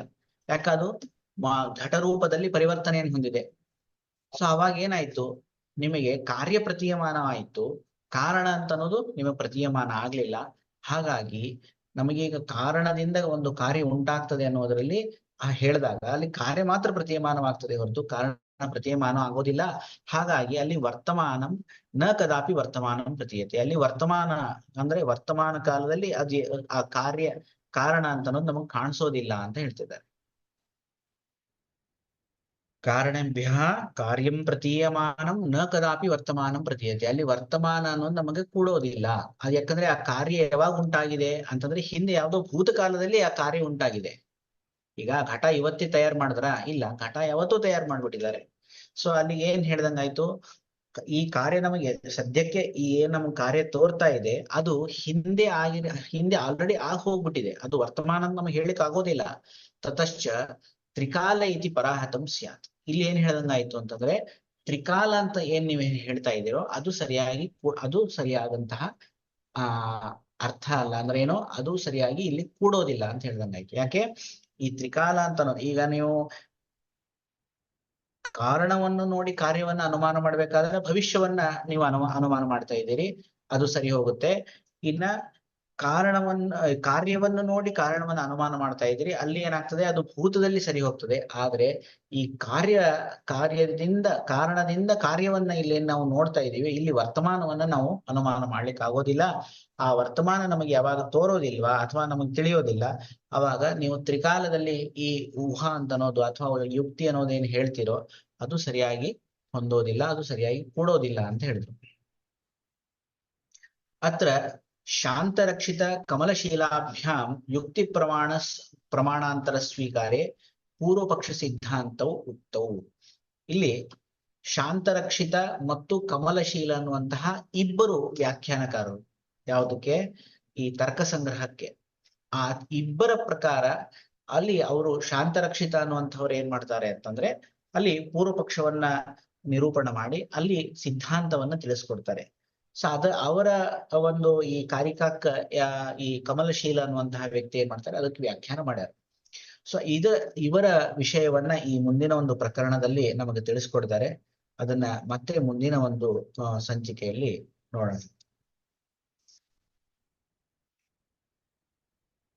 ಎಲ್ಲರಿಗೂ ನಮಸ್ಕಾರ. ಈ ದಿನ ನಾವು ಚರಕ ಸಂಹಿತ ಸೂತ್ರಸ್ಥಾನದ 11ನೇ ಅಧ್ಯಾಯದಲ್ಲಿ ಚತುರ್ವಿಧ ಪ್ರಮಾಣದ ವಿವರಣೆಗಳನ್ನ ನೋಡ್ತಾ ಇದ್ದೀವಿ. ಈ ವಿವರಣೆಯಲ್ಲಿ ಹಿಂದಿನ ಅಧ್ಯಾಯದಲ್ಲೇ ಸರ್ ಅನುಮಾನ ಪ್ರಮಾಣದ ಬಗ್ಗೆ ವಿಶ್ಲೇಷಣೆಯನ್ನ ಮಾಡಿದ್ದಾರೆ. ಅನುಮಾನ ಪ್ರಮಾಣವನ್ನ ನಾವು ನೋಡ್ಬೇಕಾದ್ರೆ ಇಲ್ಲಿ ಕ್ಲಿಯರ್ ಆಗಿ ಉದಾಹರಣೆಯ ಮೂಲಕ ಅನುಮಾನ ಪ್ರಮಾಣವನ್ನು 3 ವಿಧವಾಗಿ ನಾವು ಯಾವ ರೀತಿಯಾಗಿ ಅರ್ಥ ಮಾಡ್ಕೋಬಹುದು ಅಂದ್ರೆ ಕಾರ್ಯ ಕಾರಣ ಅನುಮಾನ ಆಗಿರ್ಬೋದು, ಕಾರಣ ಕಾರ್ಯ ಅನುಮಾನವಾಗಿರ್ಬೋದು, ಉಭಯತೋ ದೃಷ್ಟ ಅನುಮಾನ ಆಗಿರ್ಬೋದು. ಅದಕ್ಕೆ ಒಂದೊಂದು ಉದಾಹರಣೆಯನ್ನ ನೀಡುವುದರ ಮೂಲಕ ಅನುಮಾನವನ್ನ ನಾವು ಯಾವ ರೀತಿ ಅರ್ಥ ಮಾಡ್ಕೋಬೇಕು ಅನ್ನೋದನ್ನ ತಿಳಿಸ್ಕೊಟ್ಟಿದ್ದಾರೆ. ಯಾಕೆಂದ್ರೆ ಅದರ ಹಿಂದಿನ ನೀವು ಶ್ಲೋಕವನ್ನ ನೋಡೋದಾದ್ರೆ ಪ್ರತ್ಯಕ್ಷವನ್ನ ಅಥವಾ ಆಪ್ತೋಪದೇಶವನ್ನ ಹೇಳ್ಬೇಕಾದ್ರೆ ಆಪ್ತರು ಯಾರು, ಅವರಿಂದ ಯಾವ ರೀತಿಯಾಗಿ ನೀರಜ ಅಥವಾ ನೀತಮ ಅವಸ್ಥೆಯಲ್ಲಿ ಅಸತ್ಯವನ್ನ ಹೇಳದೇ ಇರುವಂತಹ ಸತ್ಯವಾಕ್ಯವನ್ನ ನಾವು ಆಪ್ತೋಪದೇಶ ಅಂತ ಕರಿತೀವಿ ಅಂತ ತಿಳಿಸಿದ್ರು. ಇಲ್ಲಿಗೆ ಉದಾಹರಣೆ ಕೊಡುವಂತ ಅವಶ್ಯಕತೆ ಇಲ್ಲ. ಯಾಕೆಂದ್ರೆ ಆಪ್ತ ಯಾರು ಅಂತ ಹೇಳಿದಾಗ ಅವರಿಗೆ ರಜತಮೋ ಗುಣ ಇರೋದೇ ಇಲ್ಲ. ಅವ್ರು ಯಾವ ರೀತಿ ಇರ್ತಾರೆ ಅಂದ್ರೆ ಅವರಿಗೆ ರಜಸ್ತಮವನ್ನ ಯಾವ ರೀತಿಯಾಗಿ ರಿಮೂವ್ ಮಾಡ್ಕೊಂಡಿದ್ದಾರೆ ಅಂದ್ರೆ ತಪೋಜ್ಞಾನ ಬಲದಿಂದ ಅದನ್ನ ರಜಸ್ತಮವನ್ನ ತೆಗೆದುಹಾಕಿದ್ದಾರೆ. ಅವರಿಗೆ ತ್ರಿಕಾಲ ಜ್ಞಾನವು ಅವ್ಯಾತವಾಗಿ ಅರ್ಥ ಆಗತ್ತೆ. ಅವ್ರನ್ನ ನಾವು ಯಾವ ರೀತಿ ಹೆಸರುಗಳಿಂದ ಕರಿತೀವಿ ಅಂತಂದ್ರೆ ಆಪ್ತ ಅಂತ ಕರಿತೀವಿ, ಶಿಷ್ಟ ಅಂತ ಕರಿತೀವಿ, ವಿಭುಧ ಅಂತ ಕರಿತೀವಿ ಅಂತ ತಿಳಿಸ್ಕೊಟ್ರು. ಅದಕ್ಕೆ ಪ್ರತಿಯೊಂದು ಪದಗಳಿಗೂ ಕೂಡ ನಾವು ಯಾವ ರೀತಿ ಅರ್ಥ ಮಾಡ್ಕೊಬೇಕು ಅನ್ನೋದನ್ನ ಆಚಾರ್ಯ ಚಕ್ರಪಾಣಿ ಅವರು ಕೂಡ ನಮ್ಗೆ ತಿಳಿಸ್ಕೊಟ್ಟಿದ್ದಾರೆ. ಯಾಕೆಂದ್ರೆ ಇಲ್ಲಿ ಆ ಶಿಷ್ಟ ಅಂತ ಹೇಳ್ತಾರೆ ಇಲ್ಲಿ. ಆಪ್ತ ಅನ್ನೋವನ್ನ ಶಿಷ್ಟ ಅಂತ ಯಾಕೆ ಕರಿಬೇಕು ಅಂತಂದ್ರೆ, ಶಿಷ್ಟ ವಿಭುಧ ಅಂತ ಪರ್ಯಾಯ ಶಬ್ದವನ್ನ ಯಾಕೆ ನಮ್ಗೆ ತಿಳಿಸ್ಕೊಟ್ಟಿದ್ದಾರೆ. ಇದು ಬರೀ ಲೋಕ ಸಂಜ್ಞಾ ಜ್ಞಾನವಾಗಿ ಮಾತ್ರ ಕೊಟ್ಟಿರೋ ಸಂಜ್ಞಾನಾಮ ಅಲ್ಲ. ಅವರಲ್ಲಿ ಆ ವಿಶಿಷ್ಟವಾದ ಒಂದು ಕ್ವಾಲಿಟಿ ಇರೋದ್ರಿಂದ ಅದನ್ನ ಶಿಷ್ಟ ಅಂತ ಹೇಳಿದ್ರು. ಅಂದ್ರೆ ಏನು? ಶಾಸತಿ ಜಾಗೃತ ಕೃಷ್ಣಂ ಕಾರ್ಯ ಅಕಾರ್ಯ ಪ್ರವೃತ್ತಿ ನಿವೃತ್ತಿ ಉಪದೇಶೇಶ ಶಿಷ್ಟ. ಅವರಿಗೆ ಶಾಸನ ಮಾಡುವಂತಹ ಒಂದು ಜಾಗೃತ ಅವಸ್ಥದಲ್ಲಿ ಅವ್ರು ಇರ್ತಾರೆ. ಏನ್ ಶಾಸನ ಮಾಡ್ತಾರೆ? ಕಾರ್ಯ ಅಕಾರ್ಯ ಪ್ರವೃತ್ತಿ ನಿವೃತ್ತಿ. ಯಾವ ಕಾರ್ಯಗಳನ್ನ ಮಾಡಬೇಕು, ಯಾವ ಕಾರ್ಯಗಳನ್ನ ಮಾಡಬಾರದು ಅಂತಹ ಉಪದೇಶವನ್ನ ಮಾಡುವಂತಹ ಶಕ್ತಿ ಇರುವಂತವರು ಶಿಷ್ಟರಾಗಿರ್ತಾರೆ. ಹಾಗಿದ್ರೆ ವಿಭುಧ ಯಾರು? ಬೋಧವ್ಯಂ ವಿಶೇಷಣ ಬುದ್ಧ ಮೇತೈರಿದೆ. ವಿಶಿಷ್ಟವಾದ ಬುದ್ಧಿಯನ್ನ ಹೊಂದಿರುವವರು ವಿಭುಧರಾಗಿರ್ತಾರೆ. ಹಾಗಾಗಿ ಈ ಒಂದು ವಿಶೇಷ ಕ್ವಾಲಿಟಿ ಇರುವಂತವ್ರು ಆಪ್ತ ಅಂತ ಹೇಳಿದ್ರ ಮೇಲೆ ಅವರ ವಾಕ್ಯಗಳು ಅಸಂಶಯವಾಗಿರ್ತವೆ, ಸತ್ಯ ಆಗಿರ್ತಾರೆ. ಅವರ ಆ ಉಪದೇಶವನ್ನ ನಾವು ಆಪ್ತೋಪದೇಶ ಅಂತ ಹೇಳಿದ್ರು. ಇಲ್ಲಿ ಆಪ್ತೋಪದೇಶಗಳು ಯಾವುದು ಅಂತ ಉದಾಹರಣೆ ಕೊಡುವ ಅವಶ್ಯಕತೆ ಇಲ್ಲ. ಯಾಕೆಂದ್ರೆ ಮೊದಲನೇ ಅಧ್ಯಾಯದಿಂದ ಇಲ್ಲಿವರೆಗೆ ಹೇಳಿರುವಂತ ಪ್ರತಿಯೊಂದು ವಾಕ್ಯವು, ಪ್ರತಿಯೊಂದು ಸೂತ್ರವು ಕೂಡ ಆಪ್ತೋಪದೇಶವೇ. ಅದಕ್ಕೆ ಸತ್ಯವಾಗಿರುವಂತದ್ದು ಅಂತ ಹೇಳಿದ್ರ ಮೇಲೆ ಅಸಂಶಯವಾಗಿರುವಂತ ವಾಕ್ಯಗಳು ಅಂತ ಹೇಳಿದ್ರ ಮೇಲೆ ಉದಾಹರಣೆಯ ಮೂಲಕ ತಿಳಿಸ್ಕೊಡುವಂತ ಅವಶ್ಯಕತೆ ಇಲ್ಲ. ಹಾಗೇನೆ ನಾವು ಪ್ರತ್ಯಕ್ಷ ತಗೊಳ್ಬೇಕಾದ್ರೆ ಆ ಪ್ರತ್ಯಕ್ಷದ ಒಂದು ಡೆಫಿನೇಷನ್ ನ ತಿಳಿಸ್ಕೊಟ್ರು. ಆತ್ಮೇಂದ್ರಿಯ ಮನೋರ್ಥಾನಾಂ ಸನ್ನಿಕರ್ಷಾತ್ ಪ್ರವರ್ತತೆ ವ್ಯಕ್ತ ತದಾತ್ವ ಯಾ ಬುದ್ಧಿ ಪ್ರತ್ಯಕ್ಷಂ ಸನ್ನಿರುಚ್ಯತೆ. ಪ್ರತ್ಯಕ್ಷ ಅಂತ ಇರುವಂತದ್ದು ತದಾತ್ವ ಬುದ್ಧಿ ಆಗಿರುತ್ತೆ. ತದಾತ್ವ ಬುದ್ಧಿ ಅಂತಂದ್ರೆ ಏನು? ತತ್ಕ್ಷಣದಲ್ಲಿ ನಾವು ಗ್ರಹಿಸುವಂತ ಜ್ಞಾನವನ್ನ ನಾವು ಪ್ರತ್ಯಕ್ಷ ಅಂತ ಹೇಳ್ತೇವೆ. ಅದು ವ್ಯಕ್ತ ಅಂತ ಹೇಳ್ತಾರೆ. ವ್ಯಕ್ತ ಅಂದ್ರೆ ಏನು? ಅವ್ಯಭಿಚಾರ ಜ್ಞಾನ. ಅದು ವ್ಯಭಿಚಾರ ಇಲ್ಲದೆ ಇರುವಂತಹ ಒಂದು ಜ್ಞಾನವನ್ನ ನಮ್ಗೆ ಸನ್ನಿಕರ್ಷದಿಂದ ಉತ್ಪತ್ತಿಯಾದ ಜ್ಞಾನ. ಯಾವುದರ ಸನ್ನಿಕರ್ಷದಿಂದ ಉತ್ಪತ್ತಿಯಾದ ಜ್ಞಾನ ಅಂದ್ರೆ ಆತ್ಮ ಇಂದ್ರಿಯ ಮನ ಅರ್ಥದ ಸನ್ನಿಕರ್ಷದಿಂದ ಉತ್ಪತ್ತಿಯಾಗಿರುವಂತ ಜ್ಞಾನವನ್ನ ನಾವು ಪ್ರತ್ಯಕ್ಷ ಅಂತ ಹೇಳಿದ್ರೆ, ಇಲ್ಲೂ ಕೂಡ ಉದಾಹರಣೆಯನ್ನ ಹೇಳುವಂತ ಅವಶ್ಯಕತೆ ಇಲ್ಲ. ಈ ಸನ್ನಿಕರ್ಷದಿಂದ ಉತ್ಪತ್ತಿಯಾಗಿರುವ ತಕ್ಷಣದಲ್ಲಿ ಉತ್ಪತ್ತಿಯಾಗುವ ಅನುಭವದಿಂದ ಗ್ರಹಿಸುವಂತ ಜ್ಞಾನವನ್ನ ನಾವು ಪ್ರತ್ಯಕ್ಷ ಅಂತ ಇಲ್ಲಿ ತಿಳಿಸ್ಕೊಟ್ರು. ಆದ್ರೆ ಇಲ್ಲಿ ಅನುಮಾನ ಪ್ರಮಾಣವಾದ ವಿಶ್ಲೇಷಣೆಗೆ ಬಂದಾಗ ನಮ್ಗೆ ಅನುಮಾನವನ್ನ ನಾವು ತತ್ಕ್ಷಣದಲ್ಲೂ ಆ ಜ್ಞಾನ ಗ್ರಹಿಸೋದಕ್ಕೆ ಅನುಮಾನ ಒಂದರಿಂದ ಸಾಧ್ಯ ಇಲ್ಲ. ಅನುಮಾನ ಪೂರ್ವಕವಾಗಿ ಆಪ್ತೋಪದೇಶ ಇರ್ಬೇಕು, ಇಲ್ಲ ಪ್ರತ್ಯಕ್ಷ ಇರ್ಬೇಕು. ಪ್ರತ್ಯಕ್ಷ ಪೂರ್ವಕಂ ಅನುಮಾನಂ. ಪ್ರತ್ಯಕ್ಷ ಪೂರ್ವವಾಗಿನೇ ನಾವು ಅನುಮಾನವನ್ನ ಗ್ರಹಿಸ್ಲಿಕ್ಕೆ ಸಾಧ್ಯ ಆಗಿರುತ್ತೆ. ಅದು ತ್ರಿಕಾಲ ಅನುಮಾನ ಆಗಿರ್ತವೆ. ನಾವು ಭೂತವನ್ನ ನೋಡಬಹುದು, ಭವಿಷ್ಯವನ್ನ ನೋಡ್ಬೋದು, ವರ್ತಮಾನವನ್ನು ನೋಡ್ಬೋದು. ಅಂತ ಅನುಮಾನವನ್ನ ನಮಗೆ ಗ್ರಹಿಸ್ಲಿಕ್ಕೆ ಬೇರೆ ಬೇರೆ ರೀತಿಯಾಗಿ ಎಲ್ಲರಿಗೂ ಅರ್ಥ ಆಗುವಂತಹ ಒಂದು ಉದಾಹರಣೆಗಳನ್ನ ಹೇಳ್ಬೇಕಾದ ಒಂದು ಅವಶ್ಯಕತೆ ಇರೋದ್ರಿಂದ ಆಚಾರ್ಯ ಚರಕರು 3 ತರಹದ ಒಂದು ಕಾರ್ಯದಿಂದ ಕಾರ್ಯಕ್ಕೆ, ಕಾರ್ಯದಿಂದ ಕಾರಣವನ್ನ ಗ್ರಹಿಸುವುದು, ಕಾರಣದಿಂದ ಕಾರ್ಯವನ್ನ ಗ್ರಹಿಸುವುದು, ಎರಡನ್ನ ಅದೇ ಸಮಯದಲ್ಲಿ ನೋಡುವುದು, ಕಾಲದ ಒಂದು ಭೇದದ ಮೇಲೆ 3 ಪ್ರಮಾಣದ ಒಂದು 3 ರೀತಿಯಾದ ಅನುಮಾನ ಪ್ರಮಾಣವನ್ನ ತಿಳಿಸ್ತಾರೆ. ಅದೇ ರೀತಿಯಾಗಿ ಯುಕ್ತಿನೂ ಕೂಡ. ಯುಕ್ತಿಗೆ ಬಂದಾಗ ನಮ್ಗೆ ಇಲ್ಲಿ ಯುಕ್ತಿಯನ್ನ ಪರಿಭಾಷಾ ಅಥವಾ ಯುಕ್ತಿಯನ್ನ ಅರ್ಥ ಮಾಡಿಸುವ ಮೊದಲು ಉದಾಹರಣೆಯನ್ನ ಆಚಾರ್ಯರು ತಿಳಿಸ್ಕೊಡ್ತಾರೆ. ಯಾಕೆ ಇಲ್ಲಿ ಉದಾಹರಣದ ಪ್ರಾಮುಖ್ಯತೆಯನ್ನ ಇಲ್ಲಿ ಬಂತು ಅಂತಂದ್ರೆ, ಯುಕ್ತಿನೂ ಕೂಡ ತ್ರಿಕಾಲ ಜ್ಞಾನವನ್ನ ಸೂಚಿಸುತ್ತೆ, ತ್ರಿವರ್ಗಕ್ಕೆ ಸಾಧ್ಯ ಆಗಿರುತ್ತೆ. ಯುಕ್ತಿ ಅನ್ನೋದು ಜ್ಞಾನ ಅನ್ನೋದನ್ನ ಸೂಚಿಸ್ಲಿಕ್ಕೆ ಒಂದು ಉದಾಹರಣೆಗಳ ಮೂಲಕ ಸೂಚಿಸೋದು ಈಸಿ. ಯಾಕೆಂದ್ರೆ ಯುಕ್ತಿ ಇರೋದು ಪ್ರತ್ಯಕ್ಷದ ಮೇಲೆ ಅನುಮಾನದಿಂದನೂ, ಹಾಗೆ ಆಪ್ತೋಪದೇಶದ ಮೇಲೇನೂ ಕೂಡ ನಾವು ಅರ್ಥ ಮಾಡ್ಕೊಳ್ಳಿಕ್ಕೆ ಸಾಧ್ಯ ಆಗತ್ತೆ. ಯುಕ್ತಿನ ಸಾಧಾರಣವಾಗಿ ಅನುಮಾನದ ಒಳಗೆ ಗ್ರಹಿಸಬಹುದು ಅನ್ನೋದು ಚಕ್ರಪಾಣಿಯವರ ಒಂದು ಅಭಿಪ್ರಾಯ. ಫಸ್ಟ್ ಅವ್ರು ಗ್ರಹಿಸಬಹುದು ಅಂತ ಹೇಳ್ತಾರೆ, ಆಮೇಲೆ ಆಗೋದಿಲ್ಲ ಅನ್ನೋದನ್ನು ಕೂಡ ಸೂಚಿಸುತ್ತೆ. ಆದ್ರೆ ಯುಕ್ತಿ ಅಂದ್ರೆ ಏನು ಅಂತ ತಿಳಿಸ್ಕೊಡ್ಬೇಕಾಗಿರೋದು ಜ್ಞಾನ ಅಂತ ಸೂಚಿಸ್ಲಿಕ್ಕೆ ನಮಗ್ ಬೇಕಾಗಿರೋದು ಇಲ್ಲಿ ಈ ಒಂದು ಉದಾಹರಣೆಗಳನ್ನ ಇಲ್ಲಿ ಉದಾಹರಿಸ್ತಾರೆ. ಯುಕ್ತಿಯ ಚತುಷ್ಪಾದ ಸಂಯೋಗ ಅಂತ ಇಲ್ಲಿ ನೀವು ಹೇಳೋದಾದ್ರೆ ಮಂಥನ ಸಂಯೋಗಾತ್ ಯುಕ್ತಿ ಷಡ್ಧಾತು ಸಂಯೋಗಾತ್ ಜಲಕರ್ಷಣ ಬೀಜ ಋತು ಸಂಯೋಗಾತ್. ಈ ಎಲ್ಲಾ ಒಂದು ಉದಾಹರಣೆಗಳಲ್ಲಿ ನಮ್ಗೆ ಸಾಮಾನ್ಯವಾಗಿ ಸಿಗುವಂತದ್ದು ಸಂಯೋಗ. ಅಂದ್ರೆ ಯುಕ್ತಿ ಎಲ್ಲಿ ಸಿಗತ್ತೆ? ಈ ಎಲ್ಲಾ ಒಂದು ದ್ರವ್ಯಗಳ ಅಥವಾ ಭಾವ ಪದಾರ್ಥಗಳ ಸಂಯೋಗದಿಂದ ಉತ್ಪತ್ತಿಯಾಗುವಂತ ಒಂದು ಜ್ಞಾನವನ್ನ ನಾವು ಯುಕ್ತಿ ಅಂತ ತಗೋತೀವಿ, ತಿಳ್ಕೊಬೇಕು ಅನ್ನೋದು ಸೂಚಿಸುತ್ತೆ. ಹಾಗಾದ್ರೆ ಯುಕ್ತಿಯನ್ನ ನೀವು ಏನು ಅಂತ ಡಿಫೈನ್ ಮಾಡೋದಾದ್ರೆ ಹೇಗೆ ಅಂದ್ರೆ ಯುಕ್ತಿ ಸಂಬದ್ಧತೆ ಅನಯ ಇತಿ ಯುಜ್ಯತೆ ಸಂಬದ್ಧತೆ ಅನಯ ಇತಿ ಯುಕ್ತಿ ತಥಾ ಯುಕ್ತಿ ಯುಕ್ತ್ಯ ಅಂದ್ರೆ ಸರಿಯಾದ ರೀತಿಯಲ್ಲಿ ಸಂಬಂಧವಾದಾಗ ಪದಾರ್ಥಗಳನ್ನು ಯಾವ ಜ್ಞಾನ ಉತ್ಪತ್ತಿ ಆಗುತ್ತೋ ಆ ಬುದ್ಧಿಯನ್ನ ನಾವು ಯುಕ್ತಿ ಅಂತ ತಗೋಬೇಕು ಅನ್ನೋದು ಈ ಉದಾಹರಣೆ ಮೂಲಕ ತಿಳಿಸಿದ್ರು. ಉದಾಹರಣೆಯನ್ನ ಹೇಳಿದ ಮೇಲೂ ಕೂಡ ಯುಕ್ತಿಗೆ ಒಂದು ಪರಿಭಾಷೆ ಇರ್ಬೇಕಲ್ಲ, ಅಥವಾ ಯುಕ್ತಿಯ ಲಕ್ಷಣವನ್ನು ಬೇಕಲ್ವಾ? ಆ ಲಕ್ಷಣವನ್ನ ಬುದ್ಧಿ ಪಶ್ಯತಿ ಅಭಾವಾನ್ ಎಂಬ ಶ್ಲೋಕದ ಮೂಲಕ ತಿಳಿಸ್ಕೊಡ್ತಾರೆ. ಬುದ್ಧಿ ಪಶ್ಯತಿ ಅಭಾವಾನ್ ಬಹುಕಾರಣ ಯೋಗಜಾನ್ ಯಾಭಾವಾನ್ ಬಹುಕಾರಣ ಯೋಗಜಾನ್ ಪಶ್ಯತಿ ಬುದ್ಧಿ. ಯಾವ ಬುದ್ಧಿಯಿಂದ ನಾವು ಬಹುಕಾರಣಗಳ ಮೂಲಕ ಭಾವ ಪದಾರ್ಥಗಳನ್ನ ನೋಡಿದಾಗ ತ್ರಿಕಾಲ ಜ್ಞಾನವನ್ನ ಉತ್ಪತ್ತಿ ಆಗತ್ತೆ.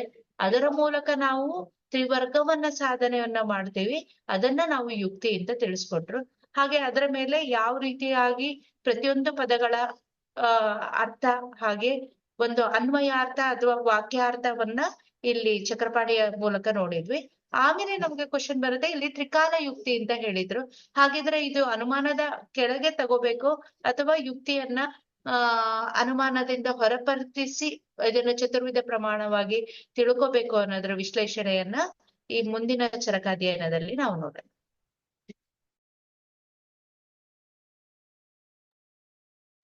ನಮಸ್ತೆ ಸರ್, ಆಂಜನೇಯ ಮೂರ್ತಿ ಸರ್. ಈಗ ಹಿಂದಿನ ವ್ಯಾಖ್ಯಾನಕಾರರು ತುಂಬಾ ಚೆನ್ನಾಗಿ ವಿಶ್ಲೇಷಣೆ ಮಾಡಿದ್ದಾರೆ, ಮನಸ್ಸಿಗೆ ಆನಂದ ಆಗೋ ರೀತಿಯಲ್ಲಿ ಮಾಡಿದ್ದಾರೆ.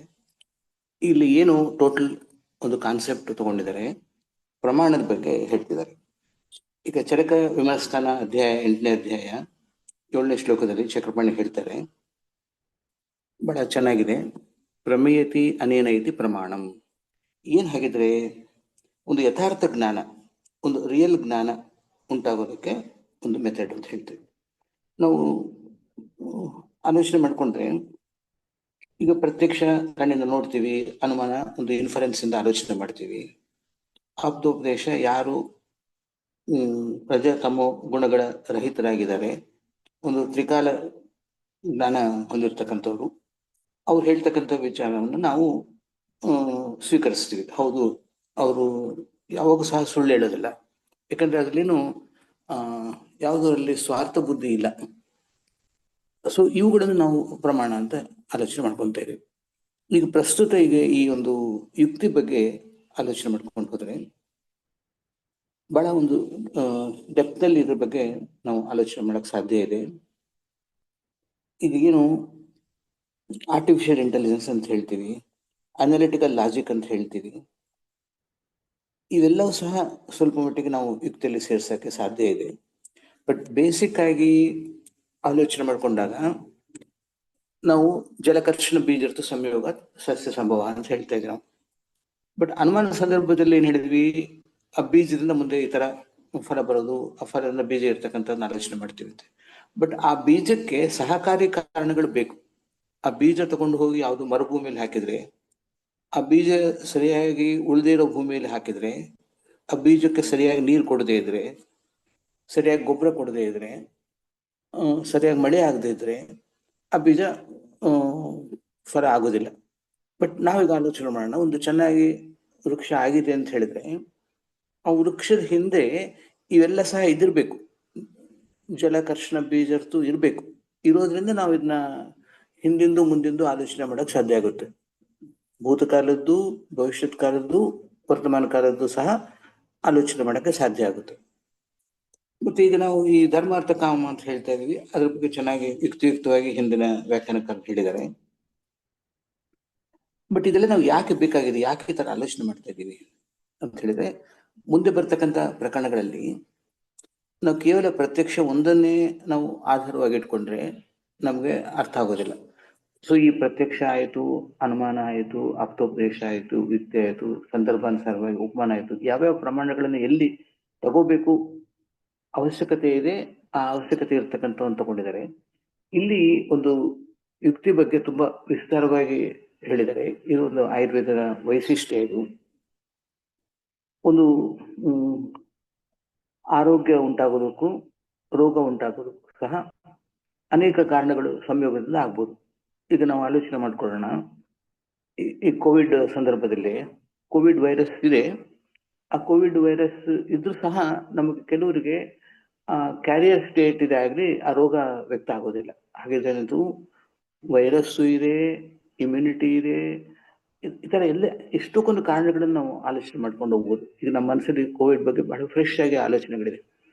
ಸೊ ಹಾಗಿದ್ರೆ ಒಂದು ವೈರಸ್ ಇಂದ ಕೆಲವರಿಗೆ ಕಾಯಿಲೆ ಬರೋದಿಲ್ಲ, ಕೆಲವರಿಗೆ ಕಾಯಿಲೆ ಬರುತ್ತೆ. ಬಟ್ ಆ ಕಾಯಿಲೆ ಬರೋದು ಸಹ ಕೆಲವರಿಗೆ ಉಗ್ರವಾಗಿ ಬರುತ್ತೆ, ಕೆಲವು ಮರಣಾಂತರ ರೂಪದಲ್ಲಿ ಬರುತ್ತೆ ಅಂತ ಹೇಳಿದಾಗ ವೈದ್ಯ ಒಂದು ಪೇಷಂಟ್ ಬಂದಾಗ ಯಾವ ಕಾರಣಗಳನ್ನು ಉಂಟಾಗಿದೆ, ಅದ್ರಲ್ಲಿ ಏನು ಅಗ್ನಿ ಸ್ಥಿತಿ ಏನು, ಶ್ರೋತ ಸ್ಥಿತಿ ಏನು, ಆಮ ಸ್ಥಿತಿ ಏನು, ಮತ್ತು ಇಮ್ಯುನಿಟಿ ಸ್ಥಿತಿ ಏನು, ಇವನ್ನೆಲ್ಲ ಆಲೋಚನೆ ಮಾಡಿಕೊಂಡು ಒಂದು ನಿರ್ಣಯಕ್ಕೆ ಬರ್ಬೇಕಾಗುತ್ತೆ. ಸೊ ಕಂಪ್ಯೂಟರ್ಗಿಂತ ಫಾಸ್ಟ್ ಆಗಿ ವೈದ್ಯನ ಬುದ್ಧಿ ಆಲೋಚನೆ ಮಾಡ್ಬೇಕಾಗಿದೆ. ಅದಕ್ಕೆ ಇಲ್ಲಿ ಆ ಭಾವಿ ಮುಂದೆ ವೈದ್ಯನಾಗ್ತಕ್ಕಂಥವನ್ನ ತಯಾರು ಮಾಡ್ತಿದ್ದಾರೆ. ಆ ಬುದ್ಧಿ ಚೆನ್ನಾಗಿರ್ತಕ್ಕಂಥ ವ್ಯಕ್ತಿ ಇರ್ಬೇಕು ಅಂತ ಹೇಳ್ತಾರೆ. ಸೊ ಯಾವ ವೈದ್ಯನಿಗೆ ಆ ರೀತಿ ತರ್ಕ ಶಕ್ತಿ ಇಲ್ವೋ, ಅನಾಲಿಟಿಕಲ್ ಸ್ಕಿಲ್ ಇಲ್ವೋ, ಅವನು ವೈದ್ಯನೇ ಅಲ್ಲ ಅಂತ ಹೇಳ್ತಿದ್ದಾರೆ. ನೃಪತಿ ಅದಾತು, ರಾಜ ಇರ್ತಾನಂತೆ, ಅವನಿಗೆ ದಾನ ಮಾಡ್ತಕ್ಕಂಥ ಸ್ವಭಾವ ಇಲ್ಲ. ನಿರಕ್ಷರೋ ಮಂತ್ರಿ ಇದ್ದಾನೆ, ಅವನಿಗೆ ಅಕ್ಷರ ಜ್ಞಾನನೇ ಇಲ್ಲ. ವೈದ್ಯ ತರ್ಕವಿಹೀನ ಅಂತ ಹೇಳ್ತಾರೆ. ವೈದ್ಯ ಇದ್ದಾನೆ, ಅವನಲ್ಲಿ ಈ ತರ ತರ್ಕನೇ ಇಲ್ಲ. ಪ್ರಾಗುಣಿಕ ಚಿರವಾಸು ಅಂತ ಹೇಳಿ, ಯಾರೋ ನಮ್ಮ ಮನೆಗೆ ಗೆಸ್ಟ್ ಬಂದಿದ್ದಾರೆ, ಅವನು ಹೋಗೋ ನೆಪನೇ ಇಲ್ಲ. ಈ ಬೆಂಗಳೂರು ತರ ಜಾಗದಲ್ಲಿ ಬಂದ್ಬಿಟ್ರೆ ಬಹಳ ಕಷ್ಟ ಆಗುತ್ತೆ. ಬಂದಾಗ ಯಾವಾಗ ಹೋಗ್ತೇನೆ ಅಂದ್ರೆ ಹೋಗೋದಿಲ್ಲ, ಅವನಿಗೇನು 1000 ಕೆಲಸ ಇರ್ತವೆ. ಪ್ರಾಗುಣಿಕ ಚಿರವಾಸು ಚತ್ವಾರಿ ಮಸ್ತಕ ಶೂಲಾನಿ ಭವಂತಿ ಅಂತ ಹೇಳ್ತೀವಿ. ಈ 4 ಸಹ ತಲೆನೋವು ಕಾರಣ ಅಂತ ಹೇಳ್ತಾರೆ. ಸೊ ಇಲ್ಲಿ ನಮಗೆ ಸಂಬಂಧಪಟ್ಟಿರೋದೇನಂದ್ರೆ ವೈದ್ಯ ತರ್ಕವಿಹೀನ ಅಂತ ಹೇಳ್ತೀವಿ. ಅನಾಲಿಟಿಕಲ್ ಥಿಂಕಿಂಗ್ ಇರಬೇಕು. ಯಾಕೆ ಬಂತು, ಹೇಗಾಯ್ತು, ಏನಾಯ್ತು, ಒಂದು ಭೂತಕಾಲದ್ದು, ವರ್ತಮಾನ ಕಾಲದ್ದು, ಭವಿಷ್ಯತ್ ಕಾಲದ್ದು ತುಂಬಾ ರ್ಯಾಪಿಡ್ ಆಗಿ ಫಾಸ್ಟ್ ಆಗಿ ಆಲೋಚನೆ ಮಾಡಿಕೊಂಡು ಒಂದು ಕರೆಕ್ಟ್ ಆಗಿ ಯಥಾರ್ಥ ಜ್ಞಾನವನ್ನ ಪಡಿಬೇಕು ಅಂತ ಹೇಳಿದ್ರೆ ನಮ್ಗೆ ಈ ಒಂದು ಪ್ರಮಾಣಗಳ ಅವಸರ ಇದೆ. ಈ ಪ್ರಮಾಣಗಳ ಸಪೋರ್ಟ್ ಇಲ್ಲದೆ ನಾವು ನಿರ್ಣಯಕ್ಕೆ ಬರಕ್ಕಾಗೋದಿಲ್ಲ. ನಮ್ದು ಒಂದು ಈ ಫೌಂಡೇಶನ್ಸ್ ಇದ್ದ ಹಾಗೆ, ಆ ಫಂಡಮೆಂಟಲ್ ಪ್ರಿನ್ಸಿಪಲ್ಸ್ ಇದೆ, ಫಂಡಮೆಂಟಲ್ ಪಿಲ್ಲರ್ಸ್ ಇದೆ ಹಾಗೆ. ಸೊ ಇವುಗಳನ್ನ ನಾವು ಚೆನ್ನಾಗಿ ಅರ್ಥ ಮಾಡ್ಕೊಂಡ್ರೆ ಮಾತ್ರ ಮುಂದಕ್ಕೆ ಹೋಗಕ್ಕೆ ಸಾಧ್ಯ ಆಗುತ್ತೆ. ಸೊ ಈ ಸಂದರ್ಭದಲ್ಲಿ, ಈ ಸೂತ್ರಸ್ಥಾನ ಸಂದರ್ಭದಲ್ಲಿ ಇವುಗಳನ್ನ ವಿವೇಚನೆ ಮಾಡಬೇಕಾದ ಅವಸರ ಇದೆ. ಸೊ ಈ ತರ ವಿವೇಚನೆ ಮಾಡ್ಕೊಂಡ್ರೆ ಮುಂದೆ ಹೇಳ್ತಕ್ಕಂಥ ವಿಚಾರಗಳು ಕ್ಲಿಯರ್ ಆಗಿ ಅರ್ಥ ಆಗುತ್ತೆ.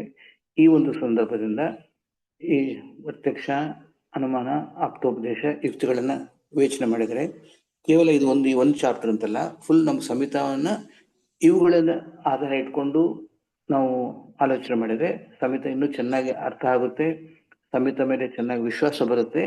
ಮತ್ತೆ ಧಾತು ಸಾಮ್ಯ ಕ್ರಿಯಾಚೋಕ್ತ ತಂತ್ರಶಾಸ್ತ್ರ ಪ್ರಯೋಜನ ಮಧ್ಯೆ ಆಯುರ್ವೇದ ಪ್ರಯೋಜನ ಹೇಳ್ತೀವಿ, ಅದನ್ನು ಸಾಧನೆ ಮಾಡೋದಕ್ಕೂ ಸಹ ಸುಲಭ ಸಾಧ್ಯವಾಗಿ ಆಗುತ್ತೆ. ಇನ್ನು ಮುಂದಿನ ವಿಚಾರವನ್ನ ಮುಂದಿನ ಪ್ರಕರಣದಲ್ಲಿ ಬರುವ ಮಂಗಳವಾರ ನೋಡೋಣ. ಈ ದಿನದ ಚರಕಾಧ್ಯಯನವನ್ನ ರಾಗಾದಿರೋಗ ಶ್ಲೋಕದ ಮೂಲಕ ಮುಕ್ತಾಯಗೊಳಿಸಿದ. ರಾಗಾದಿರೋಗಾನ್ ಶತತಾನ ಶಕ್ತಾನ್ ಅಶೇಷ ಕಾರ್ಯ ಔತ್ಸುಕ್ಯ ಮೋಹ ಅರತಿದಾನ್ ಜಗಾನ ಯೋ ಪೂರ್ವ ವೈದ್ಯಾಯ ನಮೋಸ್ತು ತಸ್ಮೈ. ಎಲ್ಲರಿಗೂ ಧನ್ಯವಾದ.